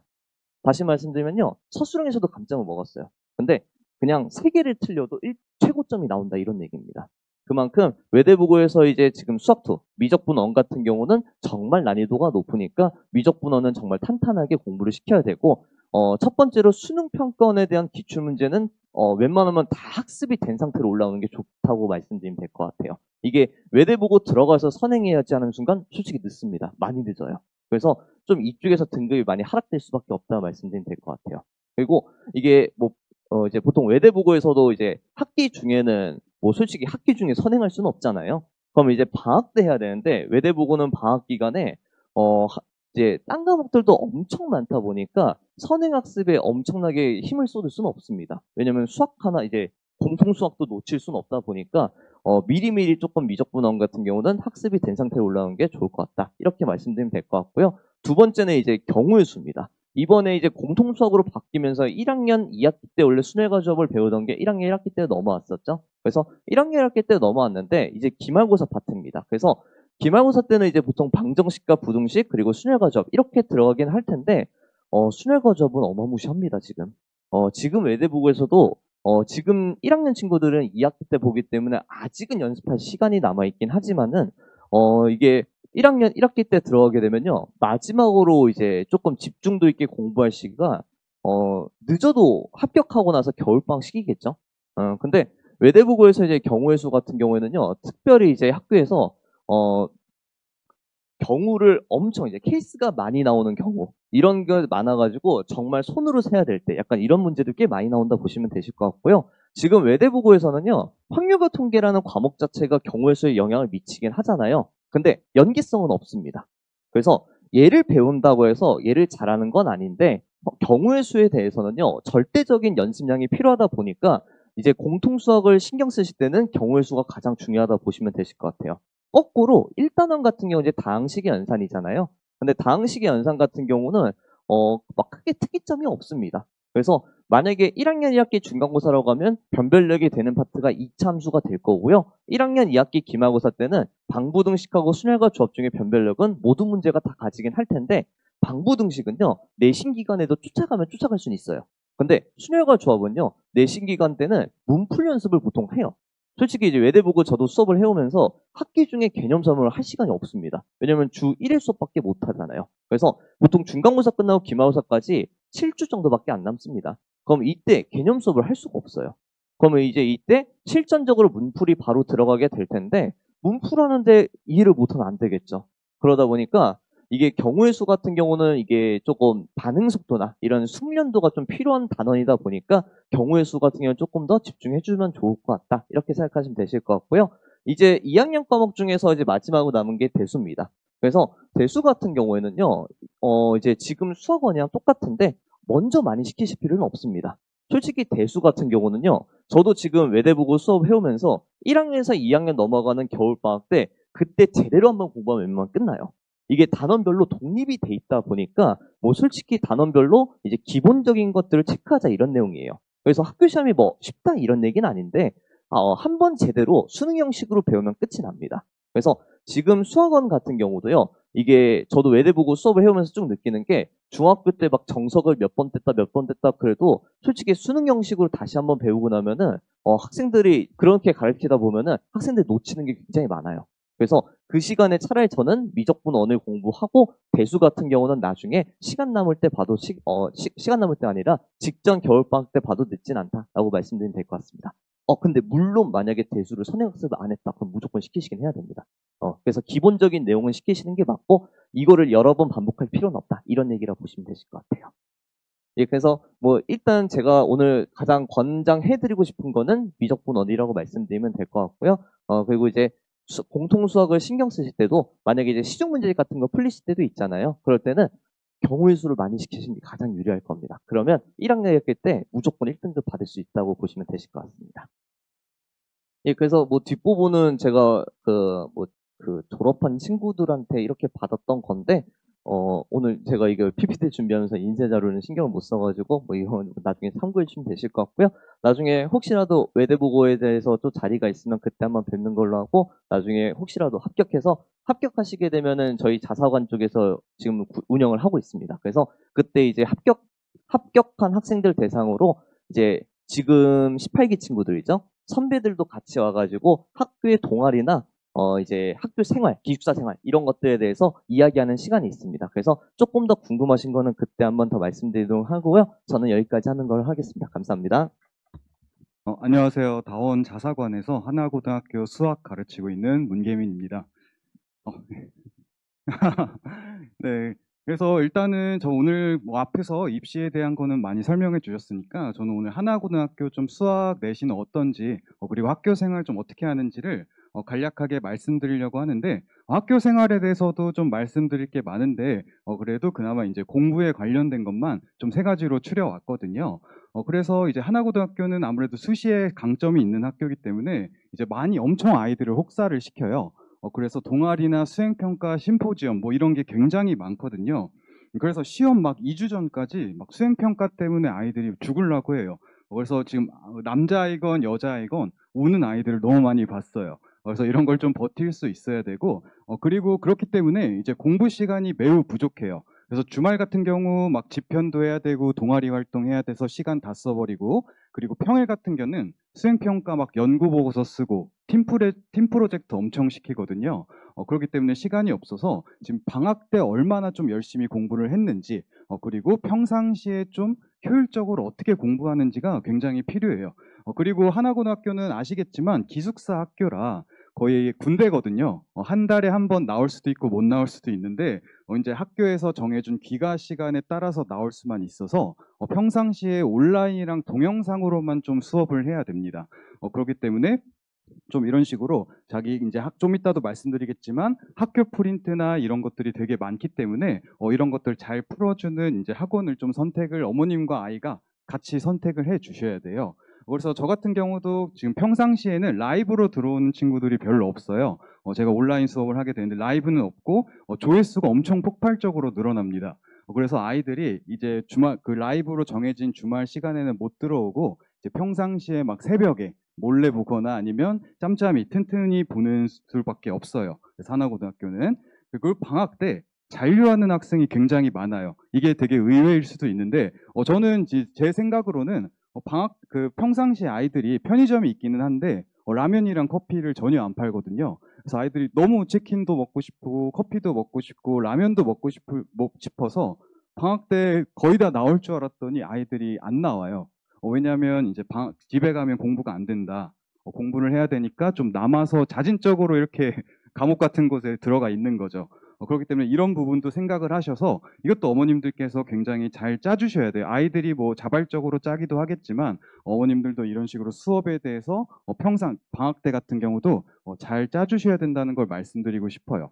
그리고 꿀팁을 드리자면 이제 하나고등학교 발표가 1월 초쯤에 나올 텐데 동아리를 어머님들도 같이 협의를 하셔가지고 아이들과 좀 짜주셔야 돼요. 왜냐하면 동아리가 아이들이 진심이거든요. 그리고 하나고등학교 동아리가 굉장히 잘 되어 있고 좀 체계적으로 되어 있기 때문에 이제 생기부에도 굉장히 도움이 많이 돼요.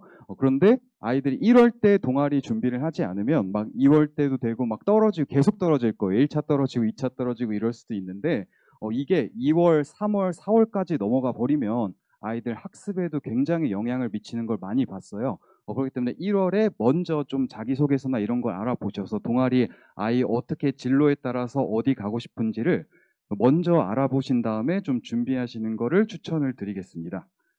네, 그래서 일단 공부에 관한 학교 생활은 이렇고 하나고등학교 커리큘럼인데 이제 똑같아요. 그 앞에 부분은 이제 문과 친구들은 수학원, 뭐 수학투, 확통 이렇게 똑같은데 대부분 이과를 선택을 하는데 이과 같은 경우는 보통 아이들이 1학기 때 심화수학 1, 기하 그리고 이제 대학 과정인 이산수학을 선택을 하고 있습니다. 그리고 2학기 때는 똑같이 제가 빨간색으로 밑줄 친 부분들을 선택을 하거든요. 그래서 요새 같은 경우 좀 AI나 이런 것들이 관심 있으면 AP 통계학도 생각을 하기도 하고요. 그런데 이제 제가 수업을 하는 거는 이제 이과 친구들 보면 심화수학, 뭐 이산수학을 제외하고는 빨간색으로 밑줄 친 거는 제가 다 수업을 해주고 있어요. 선형대수까지 해주고 있고, 그래서 아마 듣기에는 생소하실 거예요. 그래서 만약에 그 단원을 보여드릴 때 또 말씀을 드리겠지만 저는 여기에 있는 대치권 학교들 친구들도 가르치는데 설명을 할 때는 선행이 그렇게 많이 필요하지 않다. 오히려 독이 될 수도 있다. 이런 식으로 말씀을 드리는데 하나고등학교 지원을 하실 거면 기하까지 모두 하셔야 됩니다. 안 하면 아이들 진짜 죽어요. 공부도 못하고 공부할 시간도 없고 그리고 절대평가이긴 하지만 너무 시험이 어렵거든요. 그래서 제가 어제도 온라인으로 기하 수업을 했는데 학교 프린트가 170문제인데 전부 다 초고난이도 문제들만 있어요.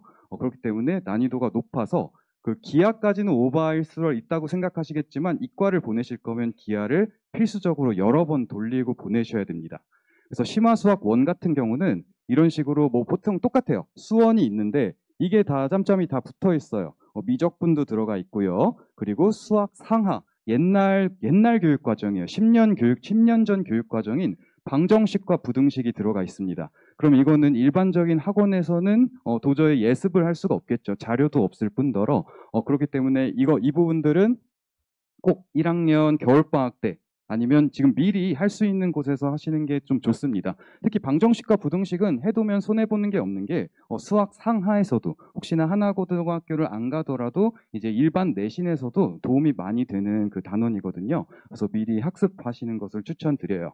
그리고 심화수학 2는 이과에서 진행이 되는데 이때 같은 경우는 적분 파트입니다. 앞에서는 그 미적분 파트라면 이때 같은 경우는 적분 파트예요. 그래서 미적분, 적분까지 들어가고요. 그리고 기하 같은 경우는 2학기 때 심화수학 2에서 시험을 보진 않아요. 왜냐하면 1학기 때 시험을 봤기 때문에 이 부분은 빠지지만 근데 또 확률과 통계가 들어가 있죠. 그래서 확률과 통계까지 공부를 해야 된다는 점. 근데 이제 제가 기하까지만 말씀드린 게 사실상 확률과 통계 같은 경우는 그렇게 어렵게 출제가 되지도 않고 그리고 충분히 짧은 시간 내 공부를 할 수가 있어요. 그래서 이때 같은 경우는 이제 2학년 여름방학 때 아이들이 너무 중학교 때 이것저것 다 배우면 되게 혼란스럽거든요. 그래서 확률과 통계는 너무 급하게 생각하지 마시고 미적분 기하 쪽으로 특히 미적분을 많이 하셔야 됩니다. 그래서 심화수학 원 같은 경우는 이거를 1학기 내에 해야 되거든요. 그래서 범위가 엄청 길어요.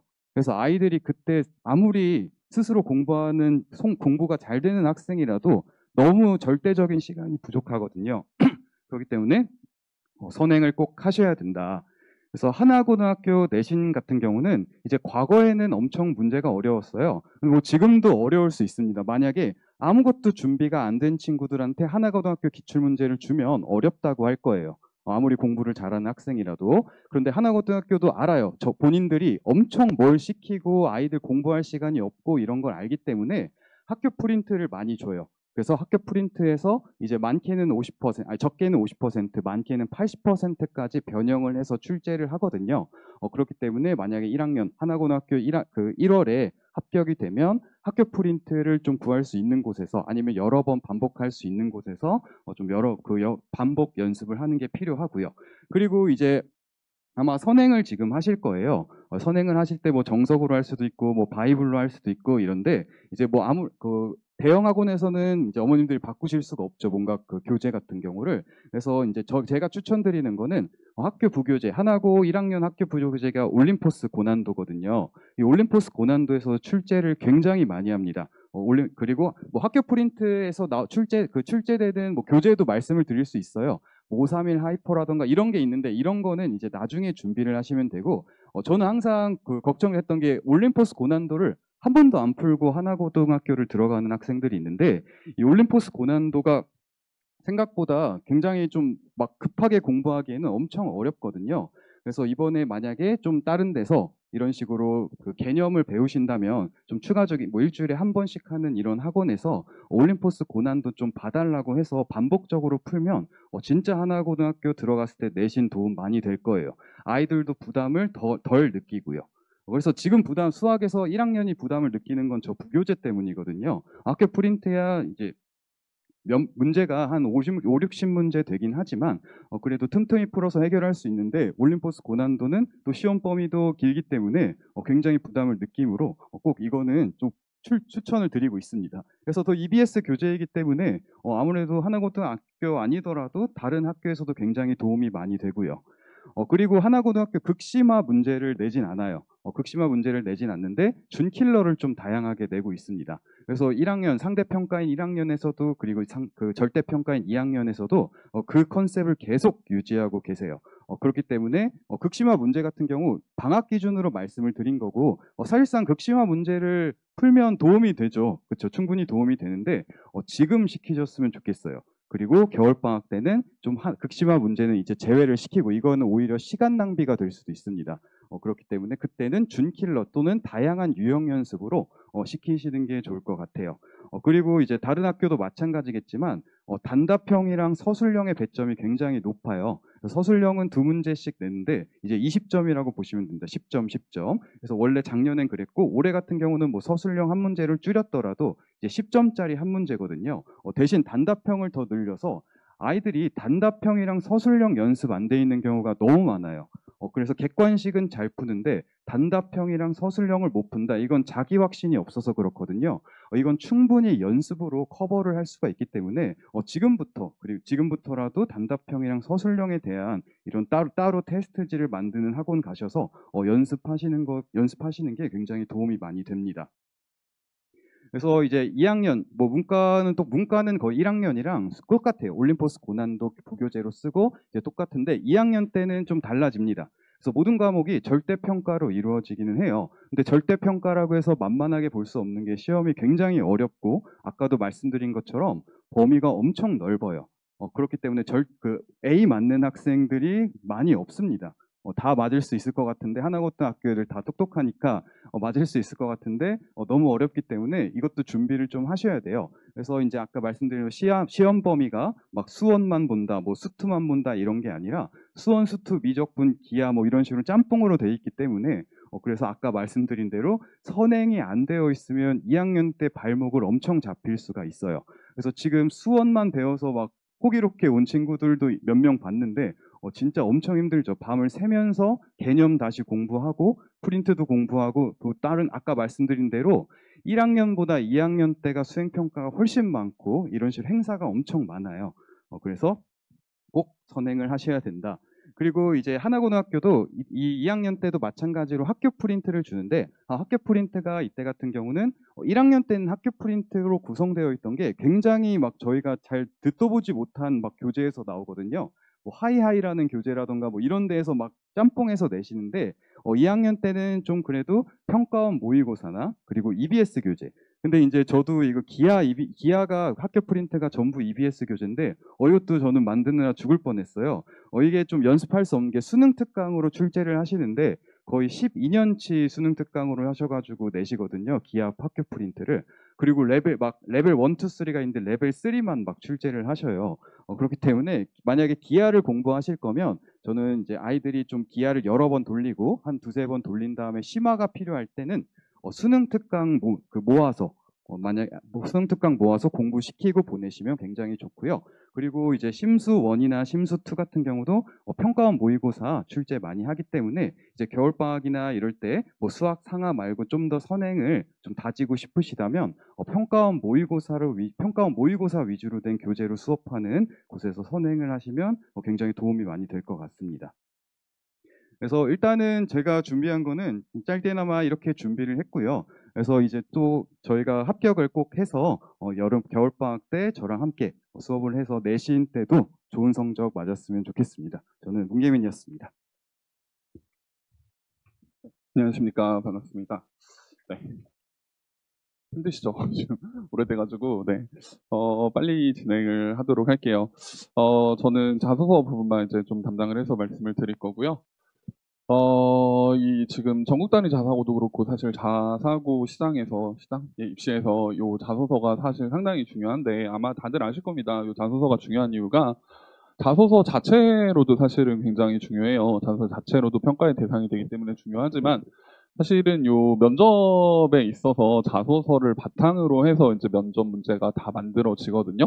그러니까 외대부고 같은 경우에는 이제 면접 문제를 미리 만들어 놓는 자소서를 보고서 입시 그 평가를 하시는 분들이 면접 문제를 미리 만들어 놓는 시스템이고 하나고 같은 경우에는 자소서를 직접 보시면서 이제 그 자리에서 면접 문제를 이제 물어보세요. 그래가지고 거의 자소서에 있는 내용을 실시간으로 검증하는 이제 그런 식의 면접이 진행이 된다라고 보시면 될 것 같은데 결국 그 면접 시간에서 하는 것들이 자소서에 쓴 내용에 대한 어떤 검증 플러스 그 자소서에 쓴 내용이 너한테 있어서 어떤 의미가 있느냐 이런 시간이 되기 때문에 자소서를 그만큼 이제 퀄리티 있게 써내야 질문의 퀄리티 자체가 달라집니다. 그러니까 자소서에다가 조금 수준이 낮은, 그러니까 수준이 낮다라는 표현이 좀 이상한 말이지만 자소서 자체가 좋지 않게 나오면은 그걸 가지고 만들 수 있는 문항 자체가 사실 좋게 나올 수가 없어요. 그래서 이제 학생의 어떤 능력치를 평가하기가 좋지 않은 면접이 될 수가 있다. 근데 어쨌건 자사고라는 게 이제 내가 공부를 잘하는 사람이에요라는 걸 보여주고 입학을 해야 되는데 그러면 그 제한된 시간 내에 어쨌건 내가 내 스스로 PR을 할 수는 없거든요. 저쪽에서 물어보는 거를 바탕으로 해서 저쪽에서 물어보는 거에 대한 질문을 통해서 나를 PR을 해야 되는 자리인데 그러면은 저쪽이 할 수 있는 물음을 컨트롤할 수 있는 게 이 자소서다라고 생각을 해주시면 될 것 같아요. 그러니까 내가 자소서를 어떻게 쓰느냐에 따라서 저쪽이 어떤 질문을 할 수 있느냐를 내 스스로 그나마 컨트롤할 수가 있다. 그렇기 때문에 처음부터 자소서를 좀 완성도 있게 써주셔야 되고 자소서에서 요걸 좀 물어봤으면 좋겠다라는 것들을 일부러 좀 의도를 담아가지고 쓰실 수가 있거든요. 그래서 자소서를 얼마나 이제 완성도 있게 쓰는 게 이 자사고 입시에서 사실은 상당히 중요합니다. 상당히 중요하고 그러다 보니까 이게 면접보다 오히려 자소서에 더 공을 들이는 경우들이 있어요. 그러니까 작년에도 보면은 원래 여름방학 때 끝나고 이제 9월, 10월 넘어가면서부터는 면접으로 돌아가야 되는데 작년에도 거의 10월, 11월까지 이제 이 자소서를 고치는 그런 경우들이 있거든요. 사실 거의 한 11월 넘어가면서까지 자소서는 계속 면접을 보면서 아이들이 답변을 하는 퀄리티에 따라서 고쳐가는 식으로 이제 해야 되기 때문에 네, 어쨌건 굉장히 중요하다라는 말씀인 거고요. 그리고 이제 자소서에서 물어보는 거는 뭐냐. 지금 외대부고하고 오늘 하나고 오셔가지고 두 학교의 물음을 준비를 해놨는데요. 사실상 똑같습니다. 아마 뭐 다들 아실 거예요.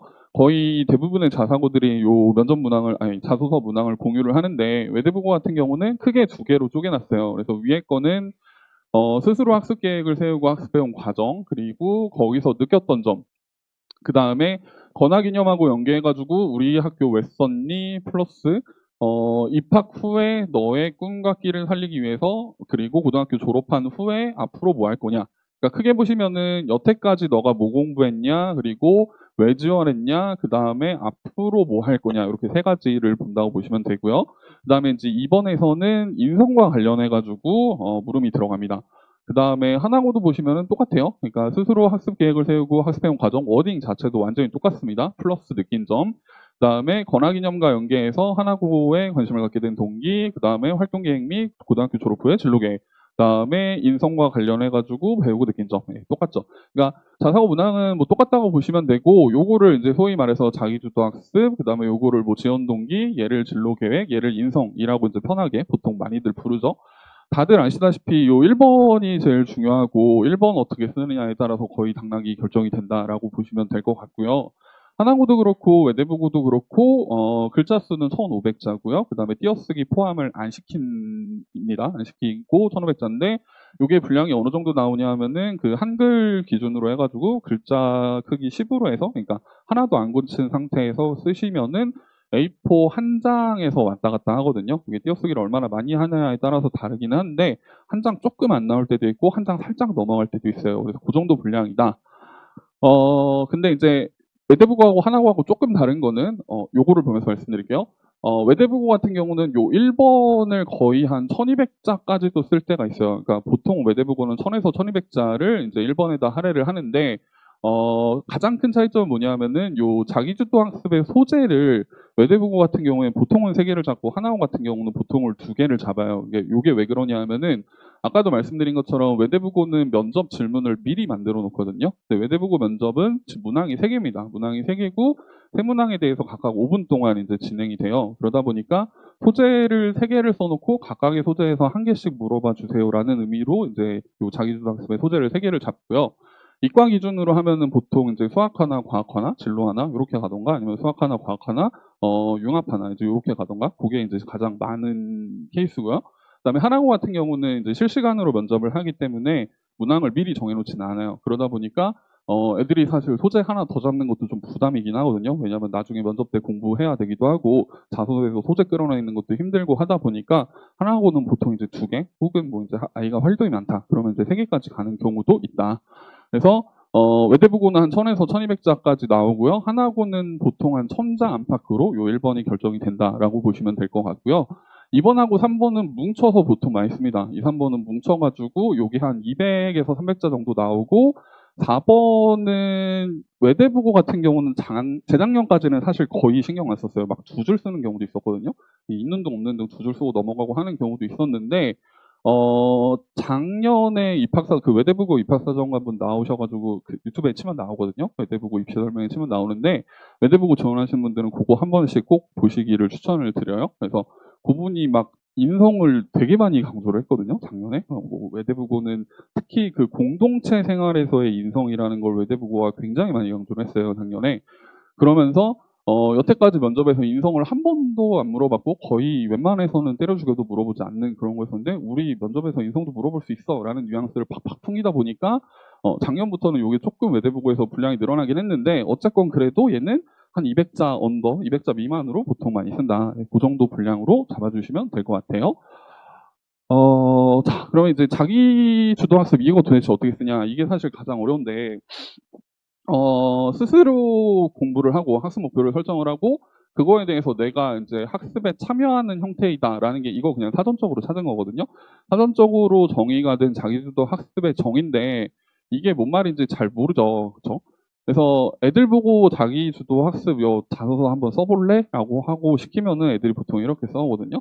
그래서 공부법이나 아니면은 그 뭐지 막 이렇게 플래너 쓰는 거나 아니면은 오답노트 만드는 거나 본인들이 공부 열심히 한 거를 써요. 근데 이제 자사고 준비하는 애들한테 너 공부 제일 열심히 한 게 뭐야? 라고 물어보면 애들이 90% 이상이 수학이요 라고 얘기를 하거든요. 아니면은 선행학습한 거요 아니면 학원 공부한 거요 이렇게 얘기를 해요. 그러니까 애들한테 학습이라는 말이 붙으면은 애들의 머릿속에는 진짜 말 그대로 공식 외우고 그다음에 문제 풀고 문제 채점하고 내가 틀린 거 다시 바로잡고 요거 프로세스밖에 들어가지가 않아요. 근데 요렇게 쓰면은 이거에서 어머님들이 면접관이라고 생각을 해보시면 여기서 뭐 물어보실 것 같으세요? 만약에 이런 자소서를 썼다. 이 친구한테 물어보고 싶으신 게 뭘 것 같으세요? 특히 별로 궁금한 게 없으시지 않으세요? 그죠? 문제집 못 썼니? 라든가 아니면은 뭐 너 성적이 몇 점이었니? 이런 거 물어볼 수는 없잖아요. 그죠? 그리고 나름 외대부고고 나름 하나고인데 여기 공부 그래도 중학교 때 꽤 했다는 애들이 전국에서 모이는 애들인데 걔들이 뭐 수학을 만점을 거의 못 받지는 않을 거다. 그러니까 이미 이거에 대해서는 애들이 공부를 다 그 어느 정도 성적을 받고 온다라는 전제를 깔고 오는 거거든요. 그리고 이제 외대부고도 그렇고 하나고도 그렇고 결국은 수시, 뭐, 물론 외대부고는 지금 정시에도 많이 힘을 주고 있지만은, 결국은 수시에서 원하는 인재, 그러니까 수시에서 원하는 인재라는 거는 학종에서 원하는 인재인데, 학종에서 원하는 인재라는 것 자체가, 그러니까 내가 스스로 어떤 질문을 던질 수 있느냐, 그리고 그 던진 질문을 해결해 나갈 수 있느냐, 즉, 그거거든요. 예를 들면요, 여기 요즘에 아마 이런 생수병에 미세 플라스틱 되게 많이 들어가 있다라는 얘기들 많이 들어보셨을 텐데, 그러니까 저희 어머님도 계속 생수를 사서 드시다가 엊그제 이제 저한테 전화가 와가지고 그 뉴스를 들으니까 불안해서 안 되겠다 그래서 정수기를 신청을 해야겠다라고 하시면서 저한테 이것도 해줄까라고 하시더라고요. 그래갖고 엄마 그냥 내 카드로 해라고 제가 했거든요. 네, 근데 제가 이제 효자라는 걸 뭐 강조하고 싶은 건 아니고요. 그러면은 여기에 진짜 제 어머님이 그러시면서 뭐라고 했냐면은 야 미세 플라스틱 때문에 엄마가 요즘 아픈 것 같아라고 얘기를 하셨어요. 그래서 제가 속으로 엄마가 하루에 3톤씩 먹지 않으면 안 아플 거야라고 제가 이제 생각을 했는데 엄마한테 그렇게 얘기하면 아마 혼나겠죠? 네, 그래서 말을 못했어요. 그러면은 이 안에 미세 플라스틱이 얼마나 많이 들었을까라는 이 질문 이거를 할 수 있느냐거든요. 그러니까 궁금하잖아요. 진짜 엄마가 아프다는데 그게 느낌일까? 아니면 실제로 여기에 미세 플라스틱이 많이 들어서 그것 때문에 진짜로 사람이 아플 수 있을까? 라는 거에 대한 그런 질문을 떠올릴 수 있고, 그러니까 스스로 묻고, 그거보다 더 어려운 게 사실 요즘은 그거에 대한 답을 찾아 나가는 과정이거든요. 그러니까 누구나 다 할 수 있어요. 여기 미세 플라스틱 많은데 그게 아프대 막 뉴스에 많이 나오잖아요. 그러면은 여기 미세 플라스틱이 들어가 있는 것부터 우리가 검증을 해야 되거든요. 그러면 그거는 어떻게 검증할 수 있을까요? 어렵죠. 그죠? 네. 그러면 이제 그때부터 찾아봐야 되는 거예요. 그때부터 이제 인터넷 들어가가지고 미세 플라스틱이 뭐고, 미세 플라스틱을 연구하는 사람들은 미세 플라스틱을 어떻게 검증을 하고, 그다음에 미세 플라스틱이 생물에 어떤 영향을 끼칠 수 있고, 거의 생물에 끼치는 영향이라고 해봤자, 제가 몇 년 전, 그러니까 1년 전까지 찾아본 거는 거의 홍합이나 물벼룩, 이제 요런 애들 대상으로 하는 실험들이었었거든요. 근데 홍합하고 물벼룩이랑 사람이랑 생각을 하면 되게 많이 다르잖아요. 그러니까 그런 어떤 실험 생물들과 인간과의 유사성 이런 것들을 쭉쭉쭉쭉 공부를 해나가면서 내가 떠올린 거에 대한 답을 찾아 나가는 과정 그리고 더 중요한 거는 그 마지막에 그 결과로부터 내가 느낀 점, 이게 미세 플라스틱이 많이 들어가 있다고 했는데 선행 연구 쭉 찾아보니까 진짜 얼마 없더라. 그거 먹어봤자 별로 문제가 없네. 그리고 아직까지 미세 플라스틱 때문에 인간한테서 어떤 뭔가 발생을 했다라는 논문이 없는 걸로 알아요. 이거 작년 기준입니다. 네, 작년 기준이기 때문에 인간한테까지는 그런 게 없는 걸로 아는데 아프대요, 엄마는. 이거는 아마 이제 엄마 그거는 TV를 그만 봐라는 얘기를 제가 이제 여기까지 나왔는데 그 말씀을 참아 못했는데 그러니까 이런 식의 단순한 뭐 공부법에 대해서 쓰는 건 절대 안 된다. 그럼 이제 애들한테 이런 얘기를 해주고 야 너가 그래도 궁금해서 뭔가 찾아보거나 뭐 유튜브를 보거나 책을 보거나 아니면 뭐 그래도 뭔가 좀 한 게 있지 않냐? 라고 하면서 이제 써오라고 하면은 이런 식의 막 글을 써옵니다. 그래서 얘도 이제 의료인공지능이 궁금해가지고 책을 읽고서 의료인공지능의 원리에 대해서 내가 막 공부를 해가지고 그거를 실생활에다가 저기 적용까지 해봤어요라고 해서 나름대로 이제 좀 썼어요. 물론 이거 첨삭을 몇 번 받은 글입니다.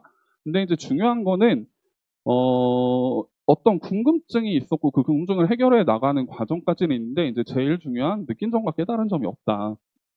이 글도 좋은 글이긴 하지만 이게 아마 제 생각에 300자 정도 나올 것 같거든요. 300자 정도 나올 것 같은데 이거 하나를 300자로 이렇게 퉁치는 거는 그 자수가 너무 아깝다. 왜냐하면 얘가 없기 때문이죠. 사실 얘가 제일 중요하거든요. 느낀 점, 깨달은 점. 그래서 물음표를 찍은 거고요. 그러면 이제 이런 식의 것들이 돼야 되죠. 자, 기술 시간에 내가 딜레마를 배웠다. 근데 딜레마하고 관련해가지고 죄수의 딜레마라는 게 있어요. 이거 요즘에 되게 유명해졌죠. 그럼 이 죄수의 딜레마라는 상황 때문에 어떤 사람들이 결국은 심리적으로 어떤 선택을 강요를 받게 되는데 그게 심리 싸움일까? 이걸 수학적으로 할 수는 없을까라는 게 돼가지고 그거를 나름대로 수학적으로 계산을 했습니다. 그 다음에 그 과정을 통해서 내가 어떤 심리적인 상황으로만 알고 있었던 거를 내가 수학적으로 이해를 할 수 있었고, 그리고 요 마지막에 요 멘트, 그러니까 교과서 속의 어떤 것들 블라블라블라가 아니라 내가 궁금한 상황을 직접 확률로 계산을 함으로써 수학이 살아있는 학문이라는 걸 깨달았다. 어떻게 보면 되게 틀에 박힌 멘트거든요. 되게 틀에 박힌 멘트인데 내가 궁금했던 이런 상황을 내가 직접 확률을 도입을 해가지고, 물론 이 계산이 전제가 틀릴 수도 있어요. 학생이 하는 건 틀릴 수도 있으니까 이제 그거를 저하고 같이 계속 검증을 하면서 틀린 부분 다시 고쳐나가고 저도 완벽한 게 아니니까 항상 애들한테 얘기하거든요. 야, 너 학교 수학쌤이랑 친하니? 그래서 친하다고 하면은 수학쌤한테 한 번 더 크로스 검증을 해봐. 나도 틀릴 수 있어. 그래서 항상 검증을 받는데, 그렇게 검증을 받아가지고 어쨌든 이론적으로 나름대로 좀 이제 백그라운드를 갖추면서 해결해 나가는 과정을 붙이고, 그리고 이 활동이 그래도 나한테는 이런 의미가 있었어요라고 어설프지만 느낀 점을 붙이는 이제 이런 식의 글이 나와야 이게 자기주도 학습으로의 어떤 의미를 갖는다. 그러면 이제 이걸 보고서는 이런 질문을 할 수가 있죠. 아, 그러면 학생이 혹시 확률을 가지고서 다른 계산을 해본 적 있나요? 실생활에서 혹시 학생이 궁금증이 생겨가지고 다른 식으로 계산해 본 적이 있나요? 이런 식의 질문들을 이제 던질 수는 있죠. 물론 아마 초기 질문, 제일 처음에 질문은 이거 계산 과정 검증해 보세요가 될 거예요. 얘가 진짜로 했나 안 했나를 물어보기 위해서. 네. 그러니까 자기주도 학습이라는 게 결국은 이 어떤 궁금증 하나를 떠올리고 그거를 해결해 나가는 과정 플러스 느낀 점까지가 자소서에 다 들어와 줘야 된다. 근데 이제 제가 이렇게 항상 설명해서 말씀을 드리면 네, 다들 표정이 어두워지세요. 지금처럼. 애들은 이거를 안 하거든요. 못 하는 거는 저도 알아요. 왜냐하면 다들 앞에 이제 이 친구처럼 열심히 네, 풀이와 학습과 이제 그 문제집 풀이에 다들 메모리 되어 있기 때문에 애들이 할 수 없다는 거를 잘 알고 있습니다. 근데 이제 이 친구도 이거 기술 시간에 배운 거 이거 뻥 아니거든요. 진짜로 기술 시간에 배웠다고 했어요. 물론 얘가 기술 시간에 이걸 배우고 이거에 대해서 확률적으로 계산을 시도는 안 했죠. 네. 기술 시간에 배웠으니까 그게 혜택이 있으니까 야, 너 이거 배웠어? 배웠는데요? 그래? 그럼 이렇게 해볼래? 라고 이제 같이 얘기를 하면서 그거를 이제 발전을 시킨 거거든요. 그러니까 애들이 생각보다 학교에서 뭘 많이 배워요. 그러니까 뭘 배운다기보다는 뭘 많이 접해요. 예, 접하는데 그 접한 거를 이제 아까 말씀드린 것처럼 그 호기심, 그러니까 어떤 질문화 시키는 거는 좀 많이 서툴 수밖에 없죠. 왜냐하면 당연히 중학생이니까 서툴 수밖에 없는데 그 질문화 시키고 그 질문한 거를 답을 찾아 나가는 과정은 예, 이제 제가 도와줄 수 있다. 그래서 이제 그런 소재에 대한 것들은 너무 크게 걱정 안 하셔도 된다. 그 다음에 이제 인성 부분은요, 보통은 이제 조별로 어떤 다른 친구들과의 상호작용에서 있었던 것들을 쓰시면은 좋을 것 같아요. 그러니까 특히 외대부고 쓰시는 분들은 외대부고에서 너무 많이 강조를 하고 있는 게 이제 그 친구들과의 어떤 협업 과정 이런 것들을 좀 되게 많이 강조를 하고 있거든요. 그래서 내가 이제 그런 어떤 사회 안에서 사회의 구성원으로서 별 무리를 일으키지 않고서 사회를 잘 굴러갈 수 있게끔 하는 사람이다. 요거를 좀 강조를 해주시면 좋을 것 같고, 그거의 소재는 뭐 아무거나 돼도 상관이 없습니다. 그러니까 뭐 봉사활동을 한 것도 좋고, 여기서처럼 뭐 이런 어떤 뭔가를 준비를 하면서 그 안에서 내가 이제 이론으로서 뭔가를 했다, 혹은 리더로서 뭔가를 했다? 그런 것도 상관은 없고요. 이 친구는 약간 좀 리더로서의 좀 뭔가가 강조가 됐는데, 사실 리더십 강조하는 것도 되게 좋은 활동이긴 하거든요. 활동이긴 하나, 애들이 이제 이런 거를 다 하는 건 아니니까 그 안에 구성원으로서도 훌륭한 얘기를 충분히 할 수가 있다. 그래서 인성은 너무 어렵지는 않고요. 그다음에 지원동기 진로계획도 원하는 것만 명확하게 명시를 해주시면 돼요. 그러니까 무슨 말씀이냐면은 일단 우리 학교 왜 썼니? 외대부고의 권하기념인 이런 것들이 내가 관심이 있고 내가 길러야 할 능력인 것 같아서 지원했어요. 나는 이걸 하고 싶은데 외대부고가 이런 것들을 잘해주니까 내가 외대부고에 지원했어요. 그러니까 지원한 동기, 그 다음에 들어가서 나는 유레카나 창의융합이나 이런 것들을 해가지고 이런 식으로 앞으로 해보고 싶습니다.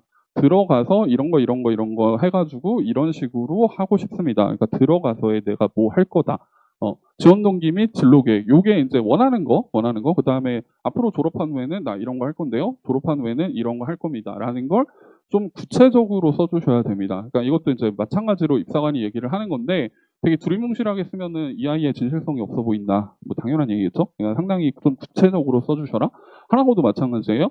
그러니까 내가 이런 거를 학습을 하면서 나 이런 꿈을 키워왔는데 그러면은 이걸 이루기 위해서는 이런 다양한 거를 공부를 해야 돼. 그러면은 하나고가 이걸 해주네. 그러면 그래서 하나고 지원을 했어요.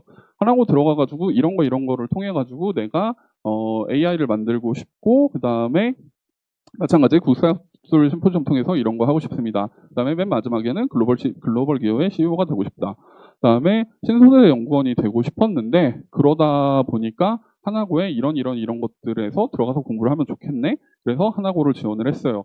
들어가서 여기서 공부할 거고 맨 마지막에 이 친구는 저게 빠졌네요. 내가 마지막에 졸업하고 뭐 할 거다라는 게 얘기가 빠지긴 했는데 어쨌건 네, 들어가서 어떻게 할 거다. 그 다음에 지원 동기 그런 것들만 명시를 해주시면 됩니다. 그래서 여기는 사실 그렇게 어렵지는 않아요. 애들이 학교 홈페이지 가가지고 학교 홍보 자료 같은 거 좀 찾아보고 본인 이제 꿈하고 엮어서 얘기를 원하는 것만 써주시면 된다.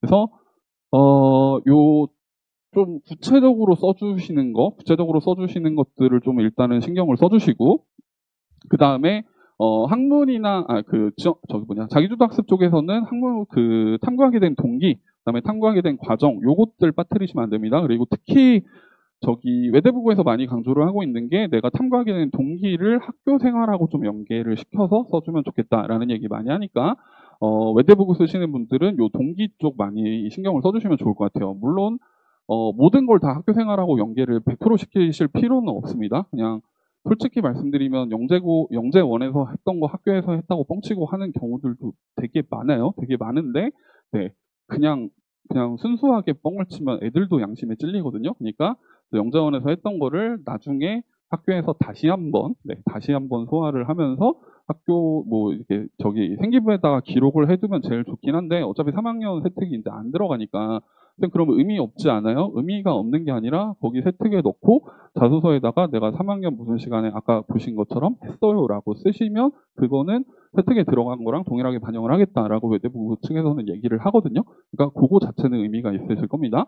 그래서 동기하고 과정 이제 써주시고 그다음에 지원동기 진로계획 쪽에서는 미래에 대한 계획 명확하게 써주시는 거 그거 좀 신경을 써주시고 그다음에 느낀 점하고 깨달은 점 의미부여 해주시는 거 이것도 되게 중요하다라는 거.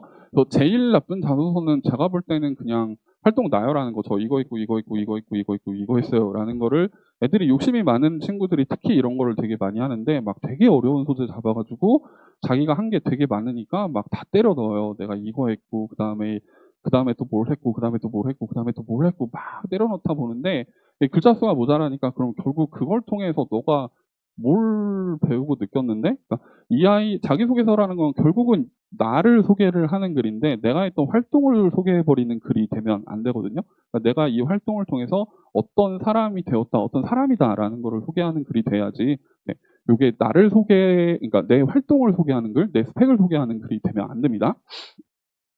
그다음에 제가 케이스를 3개를 합쳐서 지금 준비를 해놨는데 시간이 많이 없을 것 같으니까 일단 이 친구 자소서를 쓰실 때 사실 제일 중요한 거는 그러니까 생기부부터 보시는 게 원래 제일 중요하세요. 그러니까 생기부를 쭉 보시고 학생들 생기부를 쭉 보시고 이 친구가 뭘 열심히 했는지 그러니까 자소서의 소재로서 끌어올 수 있는 게 뭐가 있는지를 쭉 한번 보시는 거죠. 그러니까 예전에는 제가 그랬어요. 예전에는 진로부터 정해라 라는 얘기를 먼저 말씀을 드렸었는데 이게 현실적으로 안 되는 거를 이제 저도 알고 바꿨습니다. 그래서 진로를 정하는 게 아니라 생기부 활동부터 먼저 보시고 그 다음에 두 번째로 교내 활동 그러니까 여기서 좀 쓸 수 있을 만한 것들을 일단 리스트업을 쭉 하시고 그 중에서 심화로 뺄 수 있는 것들을 몇 개 이렇게 체크를 하신 다음에 걔들하고 진로하고 진로를 하나 정해가지고 말이 되게끔 스토리를 만드셔라. 그러니까 무슨 말씀이냐면은 생기부를 보다 보면은 그래도 좀 뭔가 이렇게 공부했다, 탐구했다, 조사했다 이런 멘트들이 있을 거예요. 그럼 그런 것들을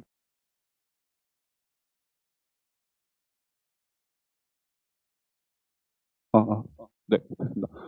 그것들 다 쓰신 다음에, 그 다음에 그 중에서 학생하고 좀 이제 얘기를 해봐서, 야, 너 이거 좀, 그 중에서 제일 열심히 한 게 뭐냐라고 아이한테 여쭤보세요. 그러면은 이제 아이가, 이거 좀 열심히 했어요. 이것 좀 열심히 했어요. 라는 게 몇 개 나올 거예요. 혹은 이 중에서 너가 앞으로 더 열심히 할 수 있는 게 뭐니? 라고 여쭤보시는 것도 좋은 방법이실 거예요.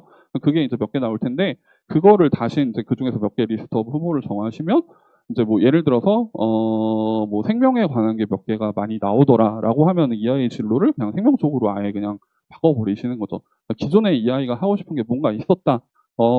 그거는 고등학교 가서 하면 되고요. 혹은 대학교 가서 하면 되고 일단 고임용으로 진로를 좀 세탁을 하자. 네. 얘가 가장 대표적인 케이스거든요.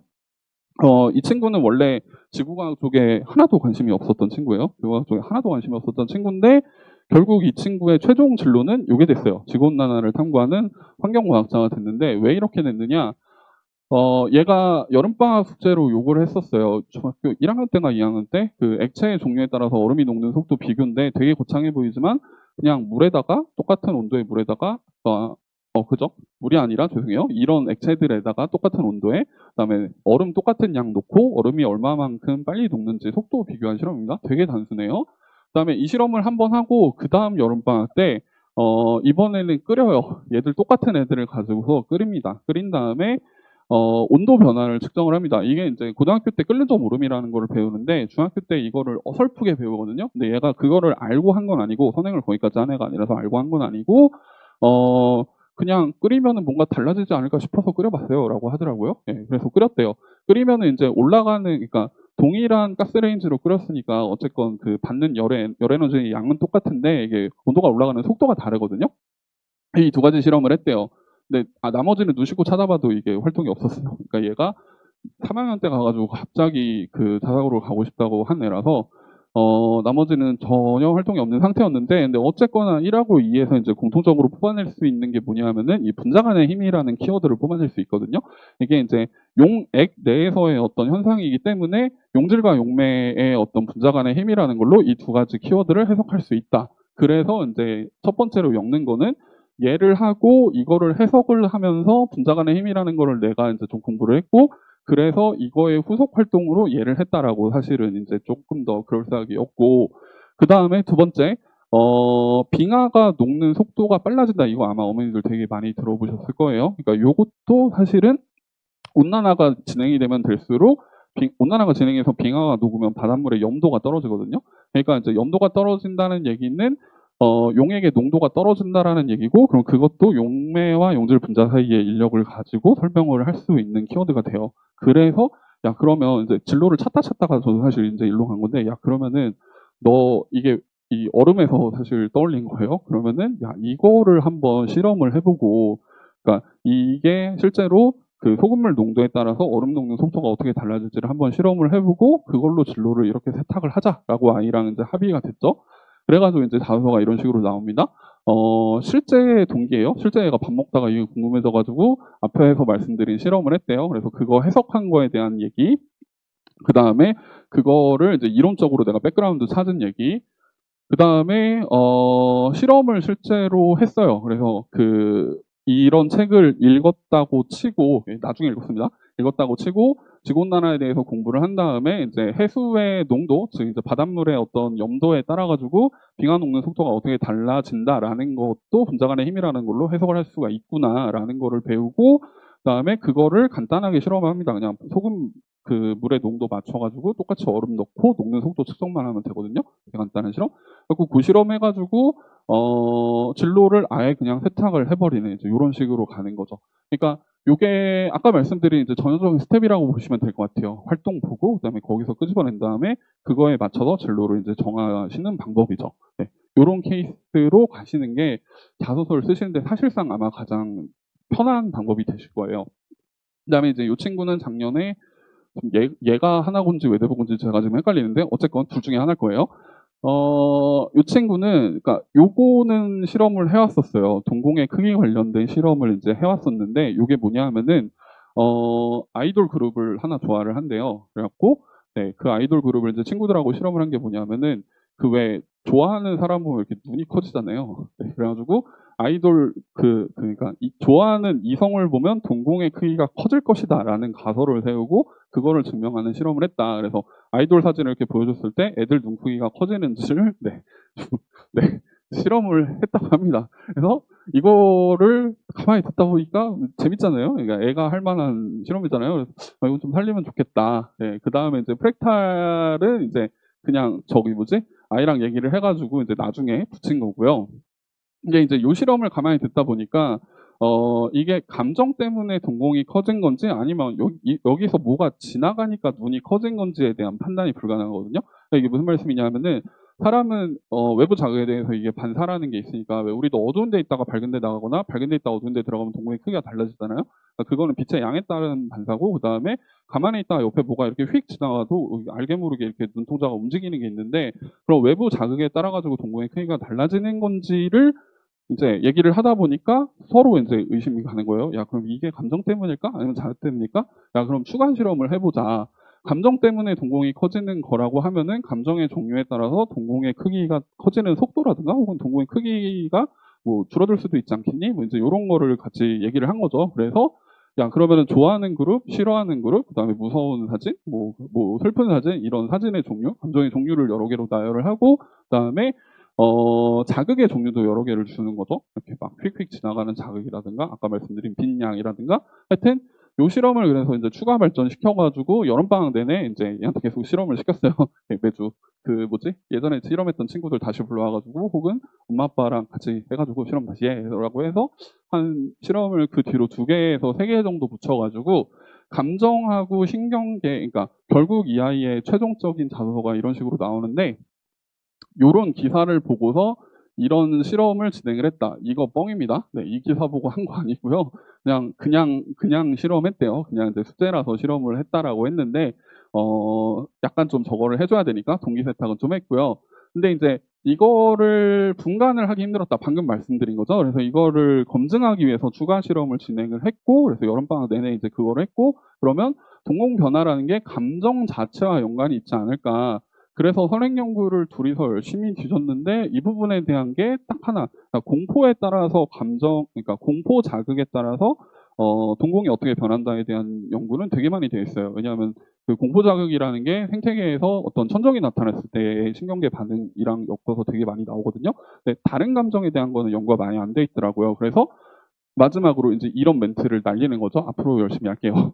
왜냐하면 잘 모르니까 이렇게 멘트를 날리고 아예 진로 자체를 그거를 연구하는 이제 연구원으로 진로 자체를 아예 잡아버립니다. 그래서 이 실험이 나한테 되게 의미가 있었고 내 진로까지 이쪽으로 정하는 계기가 되었어요. 이제 그렇게 가는 거죠. 그 다음에 프랙탈 같은 경우는 애들이 많이 하는 건데 이제 그 프랙탈이 많이 나오는 이유가 뭘까? 그거에서 어떤 규칙성이라는 게 없을까? 이제 그런 것 좀 찾아보는 것까지 들어갔고. 세 번째 친구도 요거는 탐구를 해왔었어요. 그러니까 화성 테라포밍이라고 해가지고, 요 친구가 외대부고구나. 세계인 거 보니까. 네.